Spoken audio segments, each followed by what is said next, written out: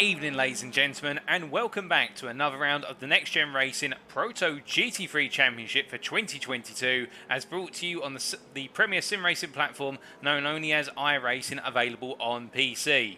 Tonight marks round number 8 of the 12-round calendar, and we're here today in Belgium at the legendary Spa-Francorchamps circuit for what is the second of our 3 super endurance rounds. And well, as you can see there from the schedule on screen, it is the case we only have one event during the course of tonight's racing, and that, the times in British Summer Time, that's BST or UTC +1, is at 8 o'clock this evening, so in just around 14 minutes time, while circuits will be taken to the Belgian asphalt for 2 hours of racing, 120 minutes from start to finish. There's no qualifying. We'll come on to how the grid's going to be set very shortly, but it's all about the one race tonight, and indeed with that, bonus points at offer, already double points at offer we should say, for the results that are achieved by our drivers, and the pressure is going to be on to its utmost. And of course, we are bringing all this action live to you via 3 media platforms tonight. For those of you who are tuning in via YouTube, you can tune in via the NXTGEN Racing YouTube channel. Alternatively, if you are a Facebook user, you can go to facebook.com/groups/NXTGEN Racing. Or last but not least, if you are a Twitch user, you can go to twitch.tv/TX141 to tune in if you're Twitch inclined. Now, who is TX141? Well, that's me. My name is Paul Walsh, also known as Britain a Spit, depending on your media platform that you follow me on. And it is the case that I'll be bringing you all of your racing action over the course of tonight's proceedings, and indeed from start to finish of this series. And my goodness, it is the case we are almost 2/3 of the way there through the season. Now, our focus for this evening is, of course, on Lobby 1. There being 2 lobbies in this championship. Lobby 1 sponsored by Apex Racing Academy. Lobby 2 being sponsored by IMB Raceware. Lobby 2 is racing in parallel with Lobby 1 tonight. Of course, we can only be in one place at any given point in time, so our focus is on Lobby 1, and we'll be bringing you the broadcast on Lobby 2 on Friday later this week. But focusing on Lobby 1, the title sponsor being Apex Racing Academy, let's introduce our title sponsor.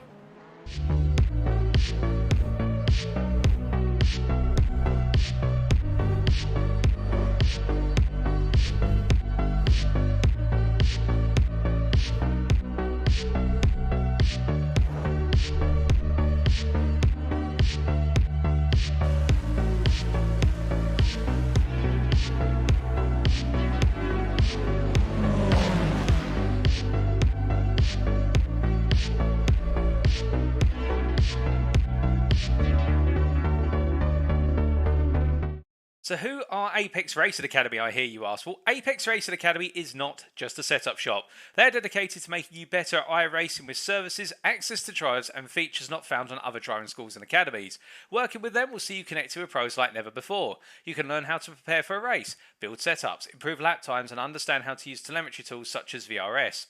Every week they host multiple sessions where members can join the coaches and take advantage of group coaching sessions. But moreover, in partnership with SDK Gaming, all the data provided will be automatically synchronized directly to your PC. That's right, there's no need to go hunting for setup, replay or ghost files. The data is right there when you turn the simulator on.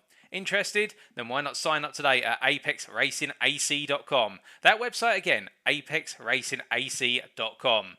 And of course, we're very pleased to be working with Apex Racing Academy. NXTGEN Racing continuing our partnership with Apex Racing Academy, dated all the way back to Season 1 of the GT3 series on iRacing. And it is the case they support us in the back end with regards to running this series and running our series in the past, and also contributing to the sizable prize pool up for grabs, particularly for our GT3 class drivers, both in the AM and the Pro class, where it's the case there are Apex Racing Academy yearly subscriptions up for grabs for our winning drivers in the Pro and AM classes of the GT3s. Meanwhile, our LMP class drivers, particularly our LMP2 Pro class drivers who feature in this lobby, they won't have prizes that are contributed by the Apex Racing Academy, but instead they will have, by default, the cash prize pool, the exact amount to be confirmed based on the entrance and the fees associated with this series. But indeed, we're very grateful to be working with Apex Racing Academy and can strongly recommend checking them out if you haven't done so already. But we must come from the Academy and talking more about the series now, and it is the case. We look to our calendar and we can see we are starting to make our way ever further down the right-hand side of the calendar. With the fact we are at Spa, it is the 1st of June today for the second of our 3 2-hour super endurance rounds. Last time out, it was the case that we were in Italy at Monza on the 25th of May for a round which was all about success in the slipstream, and indeed 9 when to strike and to strike right, going into those heavy braking zones. But before we were at Monza, we were in Germany as well. We're in the 6th round, and that was at Hockenheim back on the 18th of May, a round which saw quite a bit of drama in both lobbies with regards to major overtakes and some huge battles from start to finish. And before that, we commenced in round number 5, the tour of the European continent for this series, and that was the Red Bull Ring on the 11th of May. Of course, all of the European continent was preceded by a tour of the North American continent, and we can see there recalling backwards. We were at Daytona Road Course for the first of our 2-hour Super Endurance races all the way back on the 27th of April, and that was preceded by the Canadian Tire Motorsports Park back on the 20th of April, Road Atlanta on the 13th of April, and then right back to the beginning, we started everything off at the legendary American circuit known as Watkins Glen, and that dates all the way back to 6th of April, and my goodness, it is the case. It's almost been 2 months since we got underway. Time has flown. Indeed, our drivers have been flying very high over the course of this series. But of course, we've got plenty to look ahead to, in the fact that after today, we'll be taking a week's break before returning for the final stage of the season, and it all kicks off with round number 9 on the 15th of June at Silverstone. We make a brief visit to the British Isles before then heading all the way over to the Asia-Pacific region for a visit to Japan, particularly at the Suzuka circuit on the 22nd of June, and then we make our way back into the European continent for the final 2 rounds. The Nürburgring on the 29th of June, and then Le Mans for our final 2-hour race of the season, and that will be on the 6th of July, where we bring down the curtain and declare our championship winners. Well, we've still got plenty of racing action to go. Indeed, tonight Spa is certainly going to deliver, at least we anticipate so. But going from our championship schedule to our championship drivers and how they're performing, we start off by taking a look, of course, at the LMP2 Pro class. And the story here is one whereby we have seen the advantage that championship leader Chris Daines has been contracted to an extent due to his absence at what was Monza last time out, but he's back, and we're not his absence at Monza. My goodness, let me bite my words there and say that again. I'm thinking of another driver here in the back of my mind. Apologies, but it is the case that he was not absent at Monza. Instead, delivered a very strong pair of performances with 50 points on the board for wins in both races, and also what was the fastest lap in the feature race, given an extra 2, and extending that championship lead over Gaz Williams once again, and starting to push it upwards towards the margin of 70 points. Not quite there, but he's getting close. However, with Gaz Williams ever closing the gap in pace between the two of them, could it be the case that tonight Gaz Williams is able to try and take the fight to Chris Daines and cause an upset? Of course, the run of form would be that if Chris Daines takes the win tonight and picks up the 50 points, plus also 2 for the fastest lap, it would be the case that really he would be in control of his own destiny for the rest of this championship. It would be the case that whilst Gaz Williams could statistically win in the remaining 4 rounds, it would be the case that with the drop round also in play, Chris Daines would have a huge advantage. So Gaz Williams is really make or break tonight in terms of upsetting the apple cart for Chris Daines. But it's not just about 2 drivers. Outside of the top 2 and battling to be the rest of the rest, it is the case that Dan Skinner there in P3 on 219 points, only 6 ahead of Jamie Dory. The 2 drivers there getting ever closer in terms of the points, with Dan Skinner having a slight advantage, but both of them picking up valuable points at Monza, and not too far behind as well, the Dutchman of Robert de Sunik. Don't count him out. He'll be looking to try and close the gap to the top 3 in short order. Adam Delmont in P6 on 156 points for a difficult day at Monza, with a great performance in the sprint being undermined by a disastrous retirement in the feature, and he'll be looking to try and get some more points on the board, because otherwise Ed Lack, currently in P7 for 6, our Project Black, will close that delta from 12 points and technically get ahead of Adam Delmont if the price is right tonight in terms of the prizes and points he picks up. But Alex Everett, meanwhile, in P8, we haven't seen him for the last couple of rounds. We do hope for his return in the near future. And Phil McDougall there with a difficult day at Monza as well, only picking up points in the sprint with that retirement in the feature race, 58 points to his name. But then we look to our GT3 Pro class, and the story here is something a little bit similar in the fact we have 2 runaway championship leaders, but keep in mind that our championship leader has changed as a result of Monza. Now it is CXR Project Black's Matthew Hodges who leads the way on 248 points, 70 clear of the Roman Grosjean Academy GTWR driver of Matt Caruana, who was absent last time out, and we are hoping that will be returning tonight to continue his championship fight.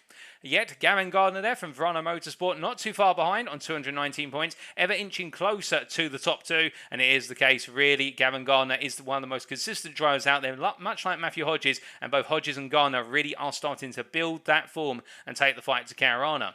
Tom Edmonds not too far back, a further 11 points behind, and Edmonds picking up 2 wins back-to-back at Monza in the Porsche 911, going against the run of form that we expected and making that Porsche work brilliantly, and it is the case now. He has really set his sights on getting into that top 3, and he could potentially do so tonight. But Carmelo Mettello in P5 with a good run of performances at Monza as well, getting some great points on the board on 198 points now, and really you can see how the top 5 have broken away from the rest, with Lee Horn, Eduardo Francochin, William Vole, Billy Fletcher and Callum Reed-Garton all not picking up points last time at Monza due to being absent. And then outside the top 10, Alistair Kirk continuing his run of form with another good pair of performances at Monza now, up to 81 points, ahead of Stefan Albanese with that awful retirement in the feature race, seeing him lose key points and drop a place to Alistair Kirk. And then Jean-Louis Deschamps, Maurizio Macconi and Maurizio Massi completing the GT3 Pro standings.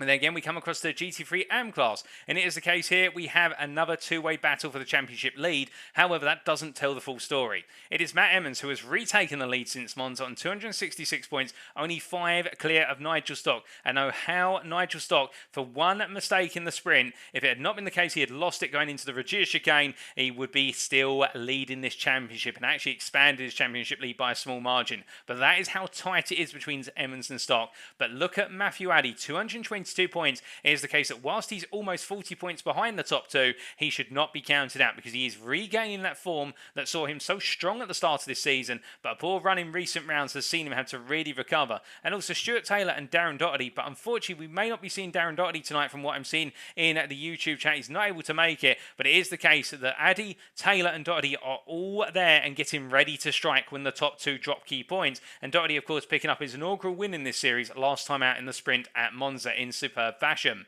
Ben Payne unable to participate last time out, not picking up any points, with Morten Oosthuus in the same situation. But Sean Cranley Swash there, picking up a great haul of points, up to 114 now, ahead of Jordan Pope and Joseph McManus. And outside the top 10 in the AM class, but not to be counted out, Scott McLean, Jochen Seeger, Stefan Rasmussen, Alexander Batak, Mikkel Andreasen, and Callum Jenkins, who is continuing to build points. The privateer from Team Hard getting another good 25 points on the board now, up to 43. Now, meanwhile, in the team standings, in the Mark Sykes Designs Team Championship, it is the case that we can see that Verano Motorsport still leading the way only by 10 points ahead of Racing Team Astra Blue, and a further 4 points back RP Motorsport Pro-Am. The top 3 very closely knit together, separated by only 14 points, and a bit further back, NXTGEN Racing and NXTGEN Racing with Sam Cases UK complete the top 5.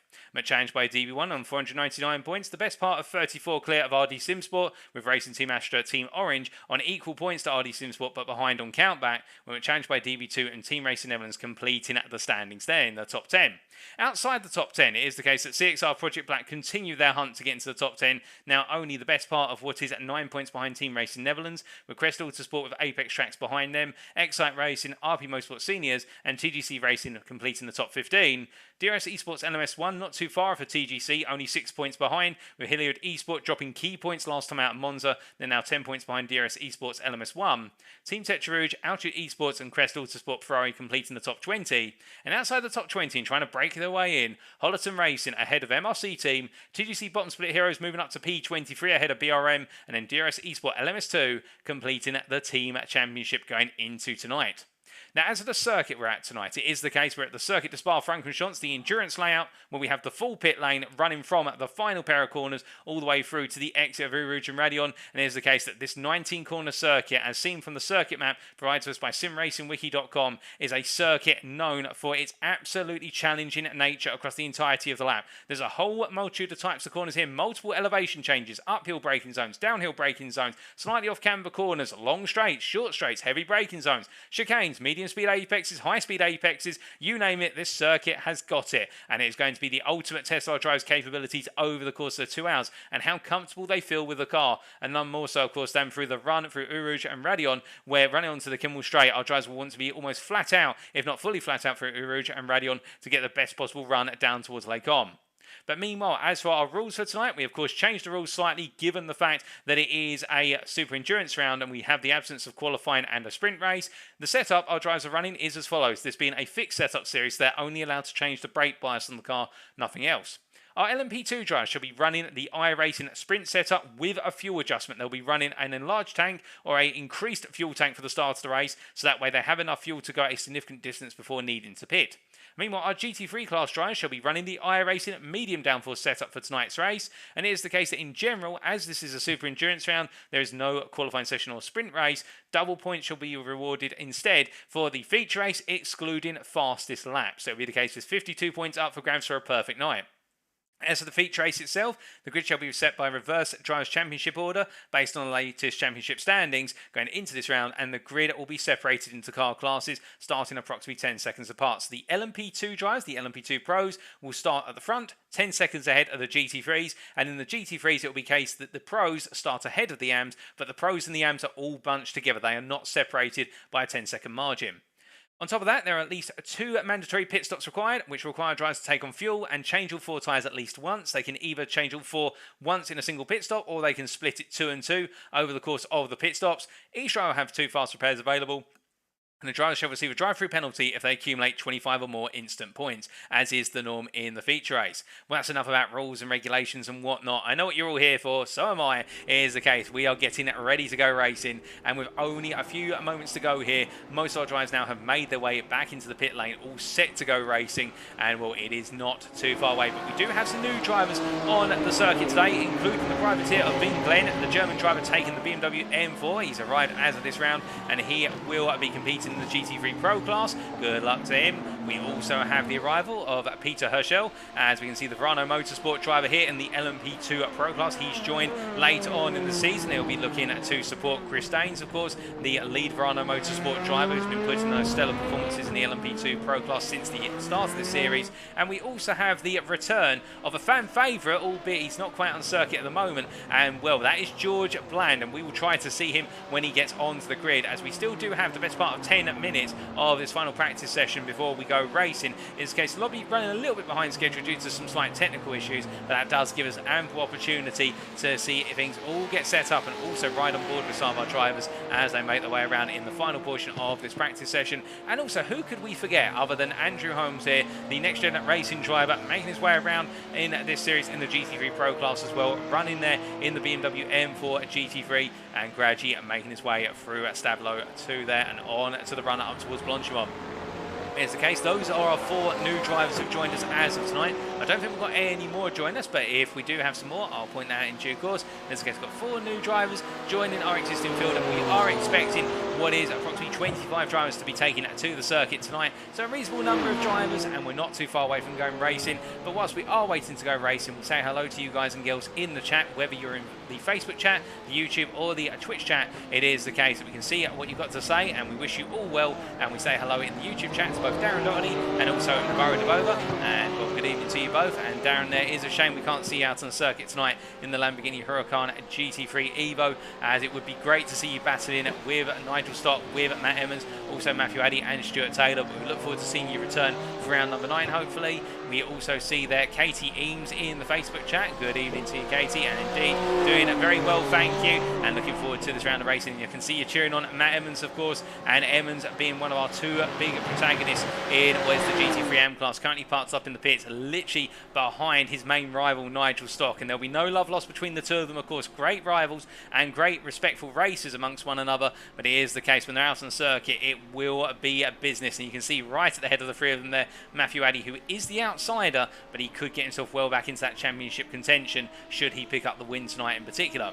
We also say hello in the YouTube chat there to Sean Cranley Swash. Hello to you, Sean. And I do believe that right now Sean is parked in the pit lane, and we can see him there in the Verano Motorsport Lamborghini Huracan GT3 Evo, and he is competing in the GT3 AM class. And it should be pointed out, in fact, the run of form that Sean has had recently has been an increasingly good run of form. Started off, I think, with a few issues, not necessarily with the car per se, but just getting himself acclimatised to the series and getting himself up to speed with the racing.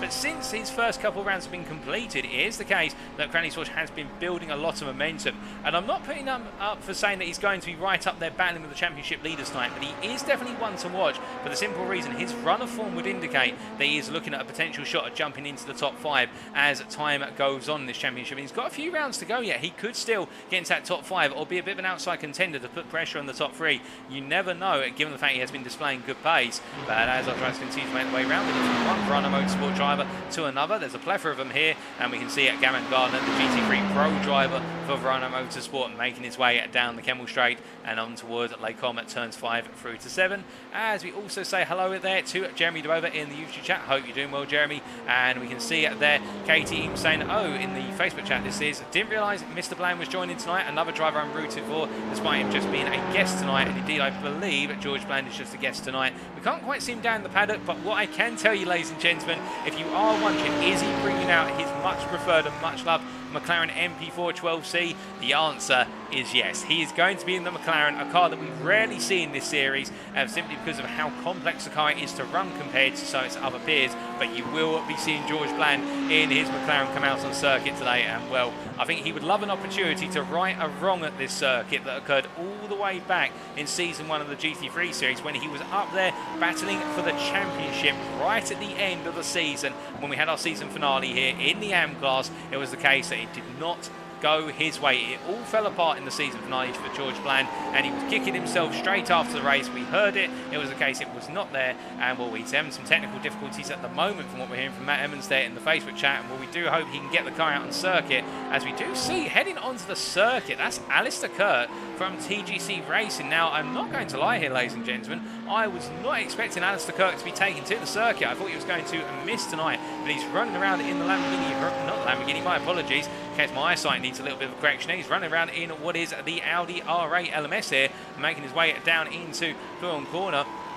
And as he rolls on down, well, that is a surprise, but a welcome one to be sure to see Alistair Kurt taken to the circuit. So we will have 11 GT3 Pro drivers. We're going to have approximately 8 to 9 GT3 AM drivers, depending on whether George Blank can get those technical issues resolved. And we're going to see at least 6 LMP2 Pro drivers making the way on around. As we just check in with the organisers very quickly, and well, we're not seeing anything at the moment. Everything looks a-okay with regards to the proceedings, other than Bland having some slight technical issues. And oh goodness me, it may be the case that we are going to be missing 1 or 2 other drivers from what I'm hearing due to slight technical issues, but we will get confirmation of that when we can. As we see there, it looks like Andrew Holmes having a bit of a moment coming out to Stavlo 2, right at the top end of the circuit based on the circuit map, but as he gets himself back up to speed now, we can see Lee Horn, of course, his teammate from NXTGEN, running behind as they make their way up towards Blanchimont. As they come roaring on down here, it is the case that as we continue to check in, we're not hearing anything else at this point in time with regards to proceedings, other than we will be getting underway in about 4 minutes time. So we are running 10 minutes behind schedule, but bear with us, ladies and gentlemen. It may be a 10-minute delay, but I can tell you that waiting for the racing action when it gets underway will be well worth your while. And as they make the way across the timeline here, we are just going to look to a driver who is separate out on the circuit right now to get on board with them. And well, Phil McDougall here making his way down towards West Bus Stop Chicane, and we're right on board here with Phil McDougall, the CXR Project Black driver, as he takes us around to the end of the current lap in the LMP2 at Dallara P217 machine. And now let's get you an onboard lap here in the very fast machine. Making his way down in towards the bus stop chicane here, looking to get the best possible exit, get on the power as early as possible on corner exit, and now charging up towards the source. He crosses the timeline and heads down towards the first corner. Making his way up the gearbox into 5th gear. He brakes at the 100 metre walk, coming all the way down to first gear. Nice middle apex there, gets on the power, a little bit of snap oversteer as he gets out the corner, and now charging all the way towards Eau Rouge and Raidillon. And as we listen in here, will he go flat out up the hill?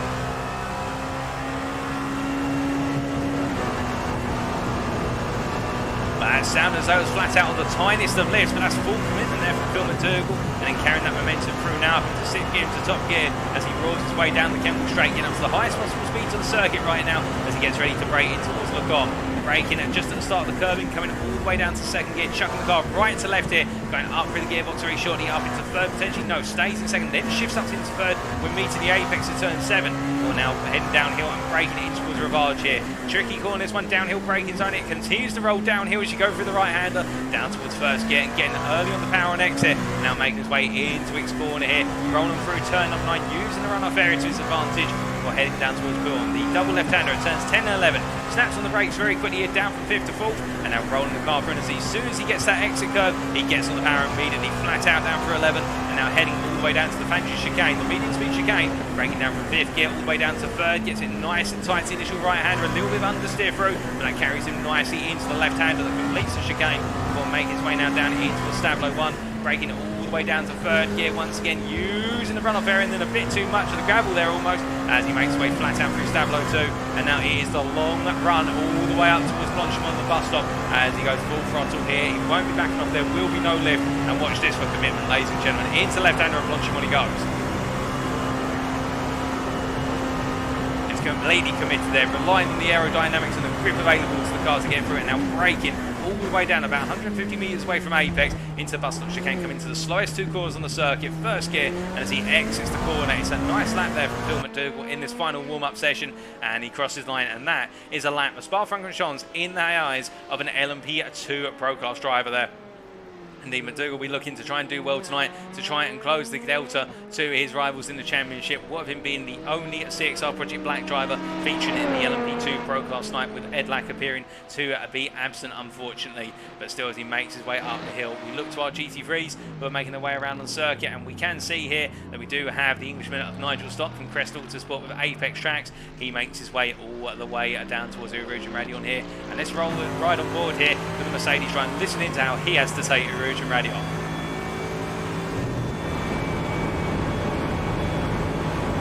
Well, if there was a lift, I didn't see a sign of it. It was a case fully committed all the way up the hill there, and our GT3s can also go flat out through Eau Rouge and Raidillon, particularly when they're on relatively low fuel, and I do think it is the case that Stock actually backing off here. I think he might have run out of fuel by the sounds of things, which if so, that's a little bit of a mistake there for Nigel Stock, and I think the car's just having to park up now. That might be a little bit error right towards the end of his practice session, but it's good to ride on board with him, albeit for the best part of approximately a kilometre, if that, as we see Stefano Albanese making his way into the Fangio chicane here, and the Italian driver, of course, for DRS Esport LMS2. It's a case of looking to build up a run of form tonight, as the majority of our drivers are now in the pit lane, and well, we look forward to seeing how the Italian stallion can get on as he makes his way around the Belgian circuit here, as the final warm-up session is complete, and any moment now we will be transitioning over to setting the grid and getting ready to go racing.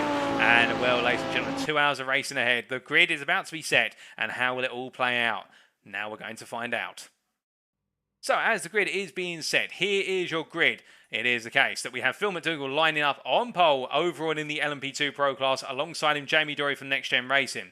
Dan Skinner from Excite Racing alongside Gaz Williams on the second row, with Chris Daines there P5, and then Peter Herschel, because he has no championship points, it is the case he'll be starting from the back for Verano Motorsport in P6. Then we have our GT3 starting off our GT3 Pros. Andrew Holmes there starting at the head of the GT3 Pro Pack for NXTGEN Racing, ahead of Maurizio Marconi for DRS Esport LMS2, and then Stefano Albanese P9 for DRS Esport LMS2, with Alistair Kirk joining him on row number 5, and William Foyle and Eduardo Frankishin on row at number 6 there. And William Foyle will have his hands full in the Crest Autosport with Apex Tracks machine, with the DRS Esport LMS1 driver beside him, and the LMS2 driver ahead of him. Behind them, it is the case on row at number 7. Lee Horn will be starting off on the 7th row for NXTGEN Racing with Sam Cases UK, and he is joined by Carmelo Metello. And then we have Gavin Garner from Verano Motorsport lined up alongside Matthew Hodges on row at number 8. Vin Glenn starting from the back of the GT3 Pros in P17, and he is joined by Stefan Gamborg Rasmussen for Hilliard Esport P18. Scott McLean and Jordan Poe on our 10th row there in the GT3 AMS, with Sean Cranley Swash and Stuart P. Taylor behind them. Matthew Adji and Nigel Stock in what is our 12th row, and then behind them Matt Emmons and George Bland make up our 13th and final row. George Bland starting from the back, of course, but now we must look down to our drivers as they start to make their way very gradually up towards the bus stop chicane, and we can see it is the case that we have our LMP2 drivers creeping along now, and as they follow the safety car, it will be the case that very shortly they will be going racing, and then we will have our GT3s, of course, at 10 seconds behind us. It's the case that we have McDougall starting from the pit lane, Phil McDougall starting from the pit lane, and Peter Herschel as well deciding to start from the pit lane, and that is a little bit of a surprise and not a good one. In fact, I think Peter Herschel's had technical difficulties because he has not taken to the grid, but as I try to make the way on through here, we do have them go racing very shortly, and as they come to the timing line, well, not quite yet, ladies and gentlemen. We do have the endurance start line, of course. It starts after La Source, so after turn 1. It'll be down the old start-finish straight, so we've got a little way to go. But we do only have 4 LMP2 Pro drivers making their way to this grid. And now we wait for what will be Jamie Dory to get us underway.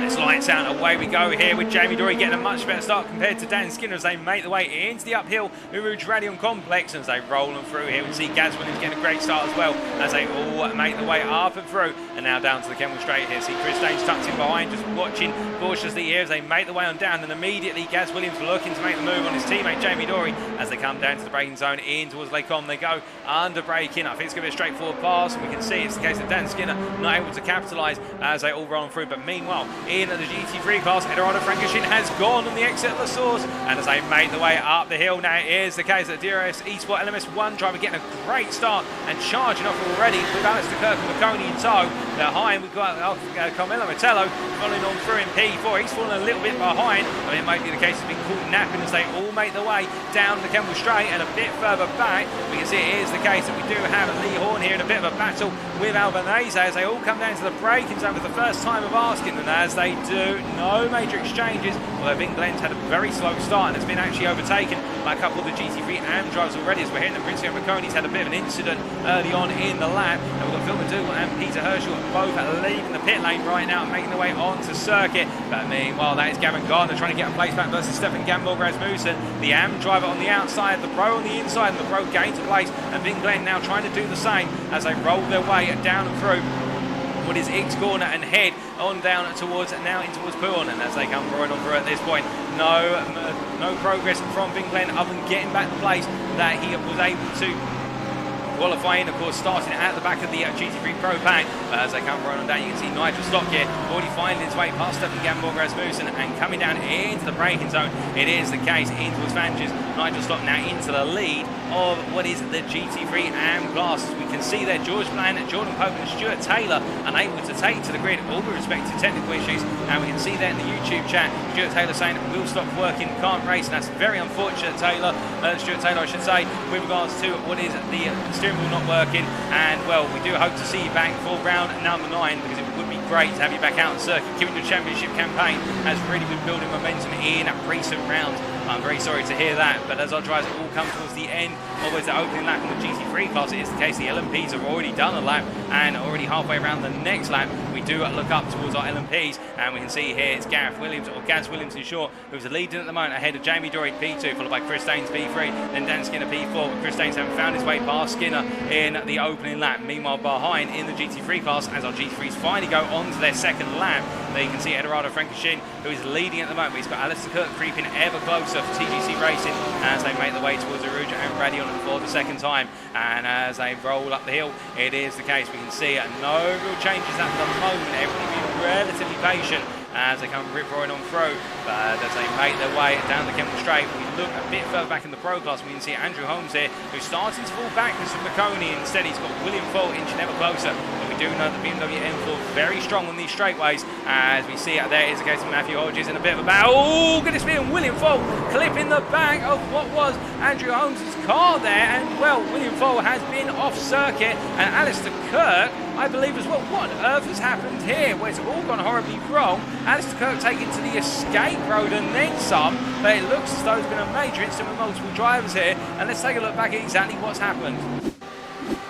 So this was only moments ago, so what you're going to see is William Fall, who's in the middle of the road and just misses his braking point entirely, just straight lines, and Alistair Kirk seems to be in his own incident, in a separate incident there, but William Fall with an uncharacteristic error under braking and getting it wrong. What about Alistair Kirk, however?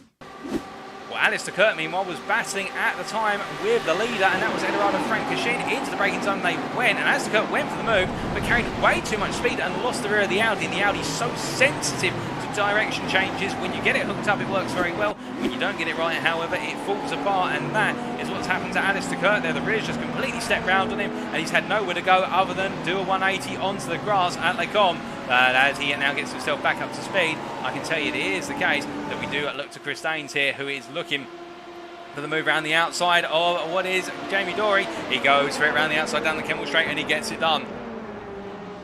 As they make the way on through Les Combes and now head down towards Rouge in short order, and Chris Daines already on the charge, and well, I think Gaz Williams would have been hoping it would have taken Daines a little bit longer to get to the lead of the pack, or at least battle for the lead of the pack, and now he's going to be there in short order. The gap only 1 second between the two of them. And would you believe it if I said, ladies and gentlemen, at the start that it was the case that Daines was saying ahead of tonight that the only practice he was going to get was the practice from 7 o'clock this evening with regards to that final warm-up session all the way through to when the race started. He hasn't had a chance to practice at Spa-Francorchamps, and he expects this race to be one which is all about car management. To be particular, he was saying to me in the build-up to tonight that it's a long race ahead with fuel saving being key with such high fuel consumption. Well, he's definitely shown the pace at the moment. He's really picked it up quickly, and we'll give him the fact that the LMP2 Dallara P217 is a machine that he drives religiously on iRacing. You can understand why he's very quickly got himself acclimatised to the circuit, to the car, the combination, and is now delivering, and he's chasing after his main championship rival here and looking to get ahead in short order. But meanwhile, we look to Vin Glenn, who has found his way past Lee Horn in the run down the Kemmel Straight, and as they make the way through Le Gomme here, the privateer debuting tonight. He's currently running in P5, quite comfy P5 in class, as he makes his way on down in towards Ravage. But we look a little bit ahead right now, because we can see that Maurizio Marconi, well, we've got the DRS eSport LMS drivers here, all running 1 to 3, and behind them, Matthew Hodges now starting to try and close up in the run out of Ix and down towards Pullen Corner. And as they do, it is the case. I think Lee Horn there just pulling off of what was the racing line. I think we're just trying to see if the tyres are hooking up correctly, where it's the case he's got all the temperature he needs. A little bit of a swerve there, but an uncharacteristic one. We wouldn't normally see that unless he had a slowdown, but he definitely didn't have a slowdown. He hasn't really lost out by going there, but I can tell you who is on a bit of a losing streak right now. It is the case that Nigel Stock has fallen behind Stefan Gamborg Rasmussen, and we do already have one of our LMP machines coming through, and that is Peter Herschel, who's making his way through, having started from the pit lane as we understand it. And we can see that Nigel Stock down in P2, he has been passed. We're not exactly sure how he was passed to the position, when there might have been a bit of an off-track involved in that, but it does seem as though Nigel Stock has fallen back behind Stefan Gamborg Rasmussen. And we do know, of course, that the Dane goes very well at this circuit. In this case, does love this circuit, the Hilliard eSport driver, and he is looking to be enjoying it right now in the Audi ARA LMS. As soon as I say that, I look away for one brief, oh goodness me, and two drivers getting it wrong there in sequence, and that was Stefan Gamborg Rasmussen and then Matthew Addy. Well, they both seem to get it wrong. What on earth has happened other than the rear stepping out? We try to take a look back and find out in very short order as we just take a look back now. This was only moments ago, and here comes Matthew Addy, and as he made his way on through, we saw Gamborg Rasmussen snap the rear, and Matthew Addy just the same situation, a bit too much steering on, and had to take evasive action there to get off the circuit and also avoid clattering the back of Gamborg Rasmussen. But both drivers there, after we were complimenting Gamborg Rasmussen, it's the case where we can see they're both into the pit lane, and this is going to hurt their race massively, because this pit stop will be out of schedule, and it may mean they have to make a third stop. They will have a fast repair they can use, however, and that will go to their advantage. And that's why we give drivers 2 fast repairs in these extended feature races, because the rate of attrition can be so high depending on the day and how our drivers are driving. But as we see, Carmen Amatello here leading at the moment and comfortably leading in the GT3 Pro class, and the DRS eSport LMS driver will have the support of his 2 teammates behind. As we can see here, Matthew Hodges, who we ride on board with, is the case the Ferrari driver continues to deliver, but he is way off of being the leader, and he wants to be the leader with the absence of Matt Caruana. Interesting enough, we haven't got Caruana here today. It does mean that Matthew Hodges right now is competing to be the championship leader and break away in the GT3 Pro class, but he has got the Audi arm in front of him that he will need to pass first if he wants to make that claim. As he makes his way down to the braking zone here for Vanges, we continue to ride on board, and you can see the body language difference of the Ferrari there, whereby it's a little bit stiffer on turning despite being mid-engine rear wheel drive like the Audi. But on top of that as well, you can see that the Audi drivers are having to avoid using the curves. The Audi very sensitive to curbs, whereas the Ferrari can attack curbs more aggressively, and that is where the 2 cars trade off in terms of their balance and performance. Both handling cars technically, but the Audi does seem to be the one that, whilst it's more sensitive to the curves, if you avoid those pesky curves, get it under rotation, it is the case that it will flow more nicely through the corners and have the higher average apex speed, whereas the Ferrari now, as we can see on the straight here, is able to just carry a little bit more speed. And in the draft as well, Matthew Hodges will be inching closer and closer to the back of Marconi and Francorchamps, but not enough to go for a move. And I think he might want to do some fuel saving here, given the fact that he's got a long way to go, and that fuel saving could help in the long run. But as he makes his way out, we see Vin Glenn there tucked in behind as well, the German driver heading down in the privateer machine all the way down towards La Source. He's going to look for a potential move here for P4. He doesn't go for it, however, and of course Hodges will have that on his mind, the fact that he's got a newcomer behind him tonight, and a professional driver at that. But it's always on your mind when you do have somebody new to the series, how they're going to drive around than you. Do they battle you hard? Do they decide to be quite passive? And so far Vin Glenn, I think, has been very sensible with his driving style, as we are hearing that we have got Gavin Gardner into the pits very early on in this race, and what I'm not hearing that Gavin has had a major incident of any sort. Well, we will take a look. I think there has been a bit of an off-track moment here as they made the way down towards what was like, oh goodness me, and Gavin Gardner into the wall. Well, that explains what has happened there, and who was he in contact with? I hear you off. I think that was Stefan Albanese he had the tussle with, Oh, we'll have to see it. And yes, that was Stefan Albanese there, and Gardner has come off the worst of the two. As meanwhile, we look back to our live pictures now, and that is not an incident either of them would have been proud of. But meanwhile, we can see that Nigel Stock, well, he's leading the GT3 AM class, but behind him, of course, is his main rival. And remember what we said at Monza, if Stock's leading, Matt Evans has got to be right behind him in second place. And right now, that is exactly what is happening as they make their way out of Revanche and down into Jackie X corner, named, of course, after the famous motorsport driver, the legend, if you will. And as they head on down, it does look as though Nigel Stock gradually creeping away for the time being. Now, the trade-off, of course, between Nigel Stock's Mercedes and the Audi ARA of Matt Evans is Nigel Stock will have the grunt on the straights, and particularly in those acceleration zones, as we see it there, it's the case that Alistair Kirk coming through and Matt Evans giving him the space to do so. But where Nigel Stock may suffer a little bit is through these medium speed direction change sequences, such as through the Fangers chicane, and also we'll see it here very shortly coming through what is Stablo 1 and Stablo 2. That's where the Mercedes will just feel a bit more pinch of understeer compared to the Audi, and therefore it won't have as high an average apex speed through corners compared to the Audi. As we can see, Nigel Stock right now not letting that hold him back, and he is trying to use, I think, in fact, he's got Alistair Kirk between himself and Evans' motivation to break on away as he heads his way now down towards the bus stop chicane. As he comes right on through, we do look from him to back up to what is P4 in the GT3 Pro class, because Big Glenn has found his way past what is Matthew Hodges, and Hodges may be looking for the comeback very shortly. And we're going to take a quick look at how that pass was made in short order as they come on through into the braking zone for the source. And well, as they roll on through here, it does not look so Hodges is looking for the move, and if anything, it actually looks so Hodges is deciding to play this one quite safe at the moment and deciding to just do the fuel saving, because he's not too far off the leaders right now, and instead by tucking in and preserving the car, it will help him go deeper into this race or spend less time in the pits. And as they make their way through onto the Kemmel Straight, now you can see there both guys getting a good run, but Hodges in the tow. He's going to have the overspeed here as they make their way side by side down towards Les Combes. It's the battle on the brakes here with Glenn on the inside, Hodges on the outside as they make their way in. Glenn simply backing off there and recognising there's no need to fight right now. Instead, they can always fight another day as they both roll on through Les Combes and trade places back. Matthew Hodges back into P4, then Glenn at P5 in the GT3 Pro class. Now, as they make their way into the braking zone, into Revanche, it is the case the rest of the GT3 Pro class has spaced out a little bit, and to be fair, that's been through instance and contact. And Lee Horn running P6 in a bit of a quiet space right now. He has got a 3.5 second gap to Big Glenn ahead, a 4.5 second gap to Stefan Albanese behind.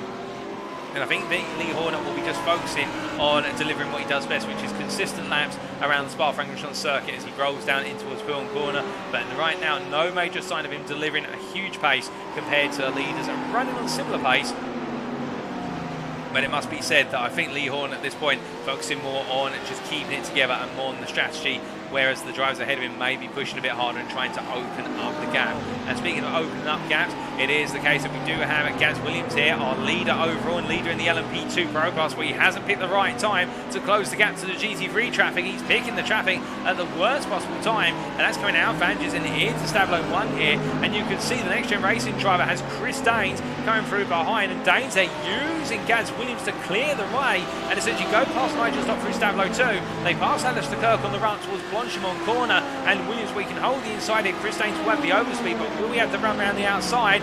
No, it's not the case. Instead, Daines has to back off for the time being, but you can see how Daines is itching to make that move nice and early as they make their way down to the braking zone with the bus stop chicane. He doesn't swing to the inside there, Chris Daines. He thinks better of it because that will really overload the tyres early on and put some strain on the brakes as well, and you don't want to do that over the course of the 2 hours as they make their way across the timeline and down towards the source once again. As they make their way into the braking zone here, it is the case that we can see they make their way past Stefan Albanese, and as they roll on through, Albanese just giving the space there. The GT3 driver, no, he's not battling them with LMP2s as they make their way on towards Eau Rouge and Raidillon, but as they come charging on through, it is the case we're right on board here with Chris Daines and running in the tow of what is Gaz Williams. You can see how he's had to do a little lift in order to keep those points in the right direction, and now coming down the Kemmel Straight, this will be the first opportunity as a run. But in fact, it does look as though he's doing a bit of a lift, and you can see a huge lift and coast here from Chris Daines, and no input the throttle whatsoever, coming all the way down to second gear and just simply tucking him behind. That's Lee Horn, who decides to rally across his way out of the way as soon as possible here. I mean, it might be the case that NXTGEN Racing on the radio to Lee Horn to say do not get in the way of Williams as they make their way down. But Chris Daines really doing a lot of fuel saving at the moment and deciding to use Williams as a bit of a slipstream magnet to give him the run on the straight to save even more fuel. And this is impressive from Daines for the simple reason I think he's got a lot more pace under the hood, but he's not unleashing it until the time's right. And I suspect he'll probably start unleashing that pace around what will be the 35-minute mark when people are considering pit stops as they make the way down through corner once again. But a little bit of a mistake there on the entry into corner, unsettling the car by taking a bit too much initial apex curve has meant that he's dropped back for a degree. But you can see, look at this GT3 traffic in front, and that is not going to help anybody when they're coming through, when they've got 5 GT3 Pro drivers all stacked together here, and the LMP2 Pro Class drivers got to think strategically of how do they come on through. Well, we can see it is the case. Now they'll have the run down the back straight here, and as they all make the way on through, you can see the GT3s literally putting themselves in different parts of the circuit, and it is the case. Well, in the end, Daines and Williams do make the way through, albeit not without a bit of hazard with McConey. But to be fair, McConey, I think, was focusing more on the racing line rather than getting out of the way of the LMP2s, because at the end of the day, they were all racing, and it's the case. A bit of a moment there for what's Spa-Francorchamps, putting himself right in the middle of the road between Daines and Williams, and that could have been curtains for the three of them, but it does look as though now Daines finding his way on through, and they make the way up towards the source once again. But that is a huge set of traffic which they're getting on through. Williams has cleared it, but meanwhile Hodges battling here for what is P3, battling with McConey. They're confined towards the inside line with Dan Skinner coming on through, but Hodges couldn't quite get it done. But McConey under huge pressure, and now it's Vin Glenn looking to try and make it too wide as they head up towards Eau Rouge rally. Will either of them back out? They're not going to go too wide, surely. No, Hodges backs out there. There's a lot more race. We're not going to try and recreate what happened in the Fanatec GT World Challenge Europe years ago, where we saw it was 3 wide through Eau Rouge and Raidillon, and well, we will not be seeing that here today, I hope, or if we do, it's going to be a spectacle. But right now, Vin Glenn, talking about spectacles, it's putting on a spectacle. He looks to move up the inside of McConey, late on the brakes there, and the German is up to P3 and is pushing on. He's definitely getting himself a reputation for being one of the last late breakers as he makes his way outwards Lake Com, and now heads after Spa-Francorchamps for P2 in class. And well, where has Vin Glenn been since the start of this season, some of you may be asking? I don't know, but I can tell you he's here now, and he's making it clear he's enjoying himself racing as he makes his way through it and chases after Francorchamps and Martello, who are respectively 1.3 and 1.3 and 3 seconds up the road from him. But as we see there, that's Jamie Dory coming on through now in the LMP2 Pro machine. But whilst all this is happening, we look back to the GT3 and battle for the lead, and Nigel Stock continues to lead with Matt Evans in hot pursuit as they make the way through X corner and come rip-roaring down and around,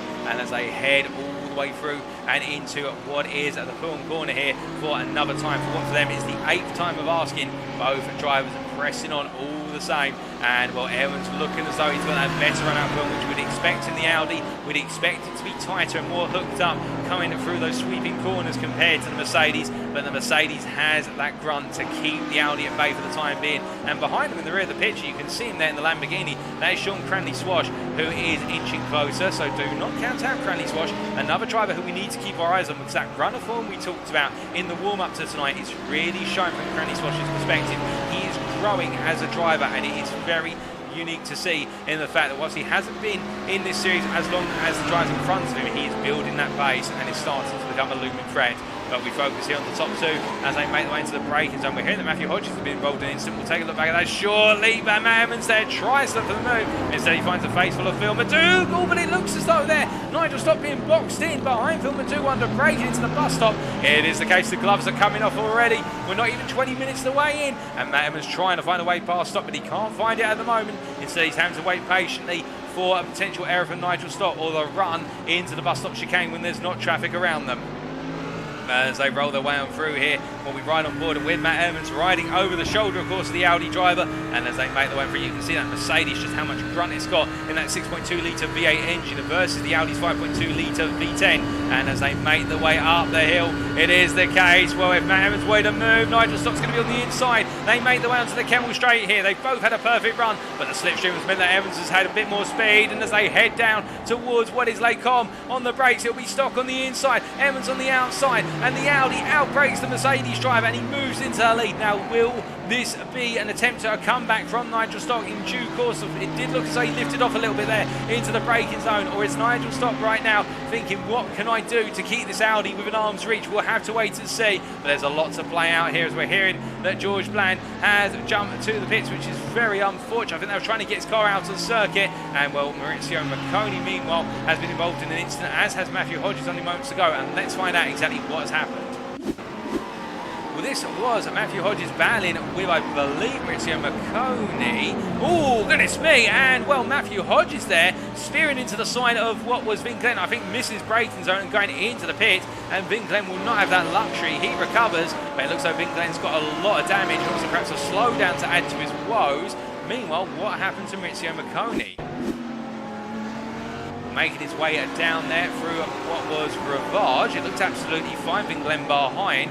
And then, oh goodness me, the rear coming loose at X in a rather unpredictable fashion with Vin Glen there lifting off the throttle a little bit and not using the runoff. Seeing Marconi was in the warn on the runoff area, but both Hodges and Marconi both having nightmare moments. And, well, Marconi right now, I can tell you, it is the case, he's still out of the circuit. Meanwhile, well, Matthew Hodges did head into the pits, and that's Alistair Kirk across the road there, who was making a great recovery drive. And, well, Alistair Kirk, I think, has had happened to him what has happened to a number of drivers coming out of Blanchimont, and that's the rear has come loose in the mid-engine rear-wheel drive machine. We take a look. This was only moments to go as he was trying to go on the offensive and coming into left-hand of Blanchimont. He takes a bit of curb and the rear comes unsettled, and that shows you how unsettled the Audi is by curbs and how sensitive it is. He just clipped the apex curve of Blanchimont and it completely raced the car and the rear end came loose, and that is very unfortunate for the TVC racing driver. A lot of drivers having a very difficult time here at Spa-Francorchamps, particularly in the GT3 class, but as he rolls his way down the pit lane right now for repair work, we do look back to our LMP Pro leaders, and we are hearing black and orange flags for Matthew Hodges, and that, of course, the damage on his car, and that's why he had to go straight into the pits there because of that whack to what was the side of Vin Glen's machine. And Vin Glen, interestingly, still not running around on circuit P3 in the GT3 Pro class, but meanwhile Gaz Williams here holding off at Chris Daines now, but surely he's got to be thinking Daines has got to be fuel saving behind me. It's the pace Daines has shown. Not saying that Daines would overtake Williams and run off into the distance, but you can imagine that Williams would love for Daines to take the lead position here and then tuck in behind Daines and do some fuel saving and slipstream of his own. But I don't think that Daines is going to let that happen, as we see William Fold tucking on in and Daines backing off massively there. But he's got to be careful, Chris Daines, because he has the Excite Racing driver of Dan Skinner closing in, and to be fair, Skinner has been showing building form at Monza. Skinner's form was absolutely superb, and now he's looking as though he's coming back here versus the top two.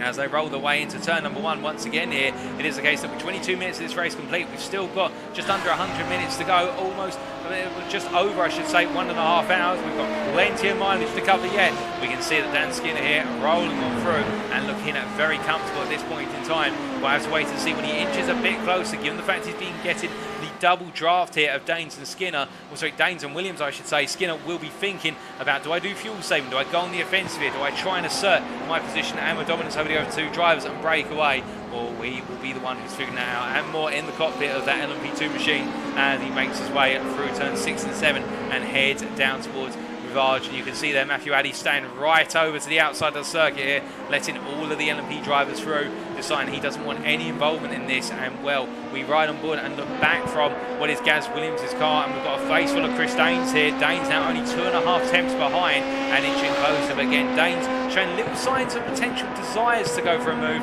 but not anything overly serious right now. I think trying to get into Williams' head and trying to get Williams to make a mistake, because he knows if he battles with Williams he's going to be using fuel, and that's not what you want to do here at Spa-Francorchamps when there's only a mandatory 2 pit stop requirement. And we've seen time and time again how aggressive these Dallara P217 LMP2 machines are on fuel, and the fact that it can always end up mandating an additional pit stop beyond those which are mandatory. We sometimes see 2 stops in the 60-minute features when it should be 1, and could there be a risk of a 3 stop here today for those who don't preserve the fuel and conserve it?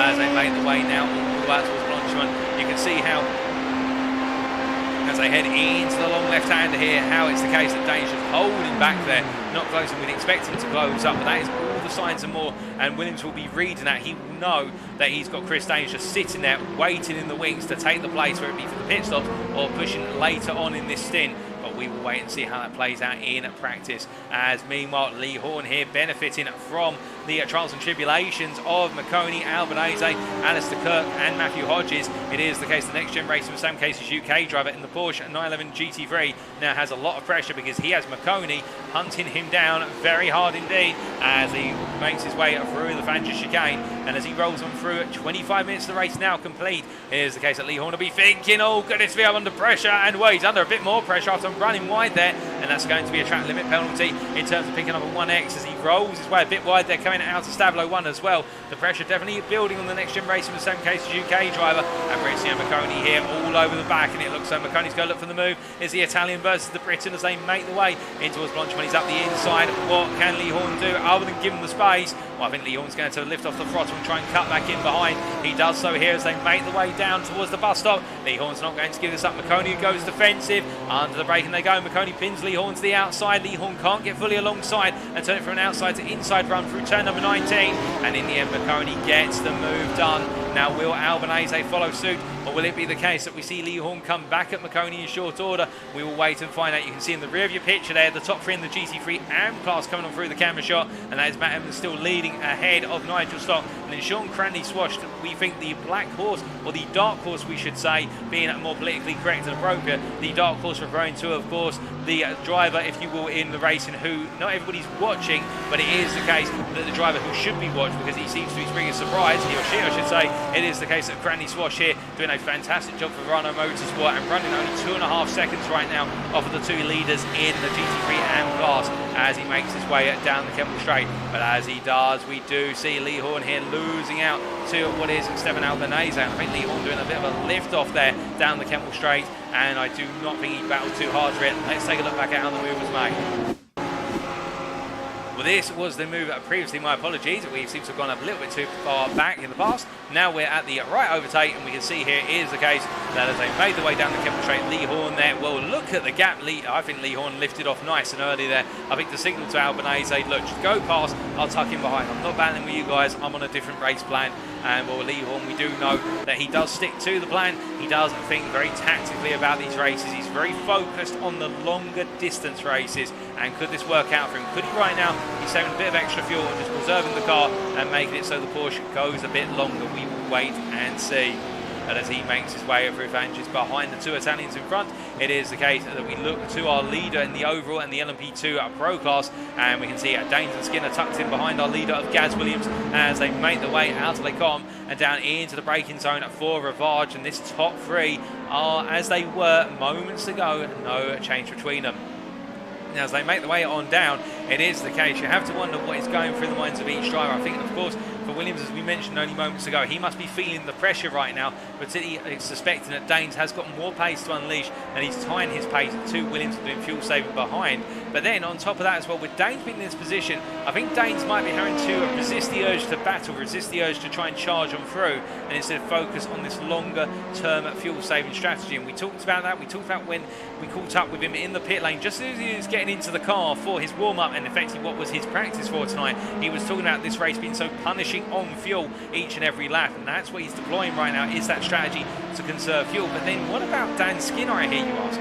We don't really know anything from the Excite Racing driver. We know he's got momentum, we know his pace is building, and right now what we can see from him is the fact he just seems to be absolutely enjoying the car and the circuit. He's really flying, and that's how close he's got to the back of what is Chris Daines and Gaz Williams as they roll on through. Rolling through the bus stop chicane and head on to another lap for them. Then they'll be going on to lap number 15 as they make their way past the GT3 AM driver of what is Scott McLean. And we didn't really talk about Scott McLean in the build-up to tonight, the Crest Autosport Ferrari driver, but I can tell you that since going out into the circuit tonight, he's made his way quite a way up the order, currently running in P4 in the GT3 AM class, as I'm sorry to cut myself off there, ladies and gentlemen. Matthew Addy here going a bit slowly on the exit of Stavlo 2. I think there's been a bit of an incident. Going out of Stavlo 1 into Stavlo 2 he goes. And I think coming out the corner, he runs a bit wide. Oh, goodness me. And that is right on the margins. A little tap to the wall there on both the front front bumper and also the rear bumper, particularly the rear left side bumper, and will Matthew Addy will, I think, be kicking himself once again. And we saw this a couple of rounds ago, particularly at the Hockenheim ring and also at the Red Bull ring to a lesser extent, where Addy just seems to be having trouble settling the rear of the Lamborghini down, and it's coming back tonight to haunt him, is that rear end on the Lamborghini Huracan Evo. And as he makes his way now down in towards turn number 1, I think at this point he may be thinking to himself, right, I've got to get my head in gear, I've got to figure this out, because right now I'm 50.6 seconds off the pace in terms of Scott McLean up the road. And we've had retirements from Stefan Gamborg Rasmussen and George Bland. Unfortunately, ladies and gentlemen, both of them have retired. Stefan Gamborg Rasmussen with the damage to the car, and George Bland with those technical issues from the outset. So now our GT3 AM class is only down to 5 drivers from the starting line. We have lost a lot of drivers already, and it does seem as though our very highly populated GT3 Pro class is the one that's going to be providing a lot of the action for the time being. As we can see here, Lee Horn trying to come back at Stefan Albanese, who's had an off track at Stavlo 2 from what I hear, and as they make their way down towards La Source, it is the case that Lee Horn really building that momentum. Now, in terms of building that momentum, of course, he's playing at a very consistent pace. He's measuring the race, and he's putting the pressure on the drivers in front to over-push to break away, and that's exactly what's happening with Albanese. As they make the way up towards Eau Rouge and Raidillon, Lee Horn here, if he can keep managing the car the way he is, it's not the case that he'll necessarily win on a battle of a pace attrition, but he'll win on a natural battle of attrition in terms of who drops off the circuit first, and that's what I think he'll be preying on here as they make the way down the Kemmel Straight. He won't have the straight line speed to contest the Audi. You can see already how Lee Horn is actually falling back a little bit as the Audi crusades its way along, but as they make the way down towards the braking zone for Lecom, Lee Horn will be one to watch in terms of battling for the top 5 finish. As they make the way out of what is turn number 5 and into 6 and 7. We look to the leader of the class here, and that is Carmelo Mettello, who right now leading by 3 seconds ahead of teammate Eduardo Francochin, and Vin Glenn the best part of 5 seconds behind Francochin, so 8 seconds down on the leader here. It is the case that Martello looking strong right now as he rolls them through in the number 122 Mobile versus his peers, and as he makes his way through the Francis chicane. In terms of lap times, I can tell you that last lap of 2:16.98, it was the best lap in the class by a significant margin in terms of the laps every time the drivers came around last time around. But in terms of the fastest lap, well, his fastest lap has been a 2:16.58.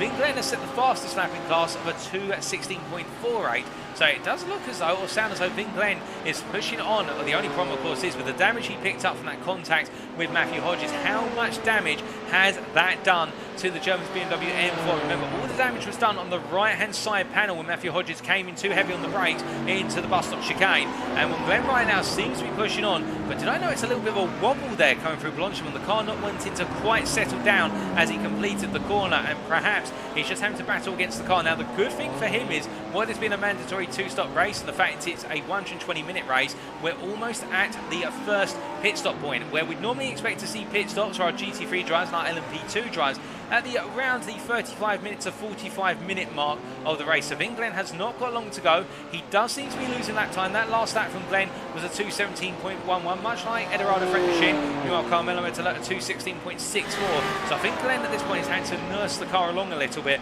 and he'll unleash the pace later on. And meanwhile, Lee Horn into the pits. He's the first of our GT3s to come in for their scheduled stop, and well, it's a bit of a surprise here given how early he's gone as he makes his way down the pit lane. Of course, the long endurance pit lane that runs all the way down the Formula 1 start-finish straight to the endurance start-finish straight, or the old Formula 1 start-finish straight as we also know it. And in fact, it's a drive-through penalty. It's not a scheduled stop. We've had clarification there from Martin Brinkworth. Thank you, Martin, in the Facebook chat. It is a drive-through penalty for Lee Horn, and that is going to hurt him massively. Keeping in mind, of course, those track limits will build up. That times 25 limit, which when you get a drive-through penalty, everybody will be looking to avoid. As we see Andrew Holmes here, the next-gen racing driver, running down in P7 in the GT3 Pro class as he makes an appearance in the series tonight. It is the case right now. He does have behind him that Scott McLean, the AM driver, and Matthew Hodges not too far back, only 3 seconds back, Matthew Hodges from the back of McLean, and looking to get in there and go battling very shortly as they make their way down towards Eau Rouge and Raidillon once again. But Lee Horn still taking that driver. He's going to lose out a lot of places, and we see here Matthew Hodges pushing on and trying to recover this race after having to come into the pitch due to what was the meatball flag, as it's nicknamed, or essentially what is the orange and black flag, as he makes his way all the way down the Kemmel Straight. Matthew Hodges now on the charge. In terms of his lap times, he is one of the fastest GT3 drivers on circuit right now, and it's showing. He is pushing as much as he dares. But as he rolls his way through, they come here chasing after McLean. McLean, of course, in what is the GT3 AM class, so it'll be a past the track position, nothing more, nothing less. We do look from them up towards our overall leaders once again, and there's our LMP pros here with Gaz Williams still holding on, as meanwhile I'm hearing that Peter Herschel's had off track. Now what on earth has happened to the Renault Motorsport driver?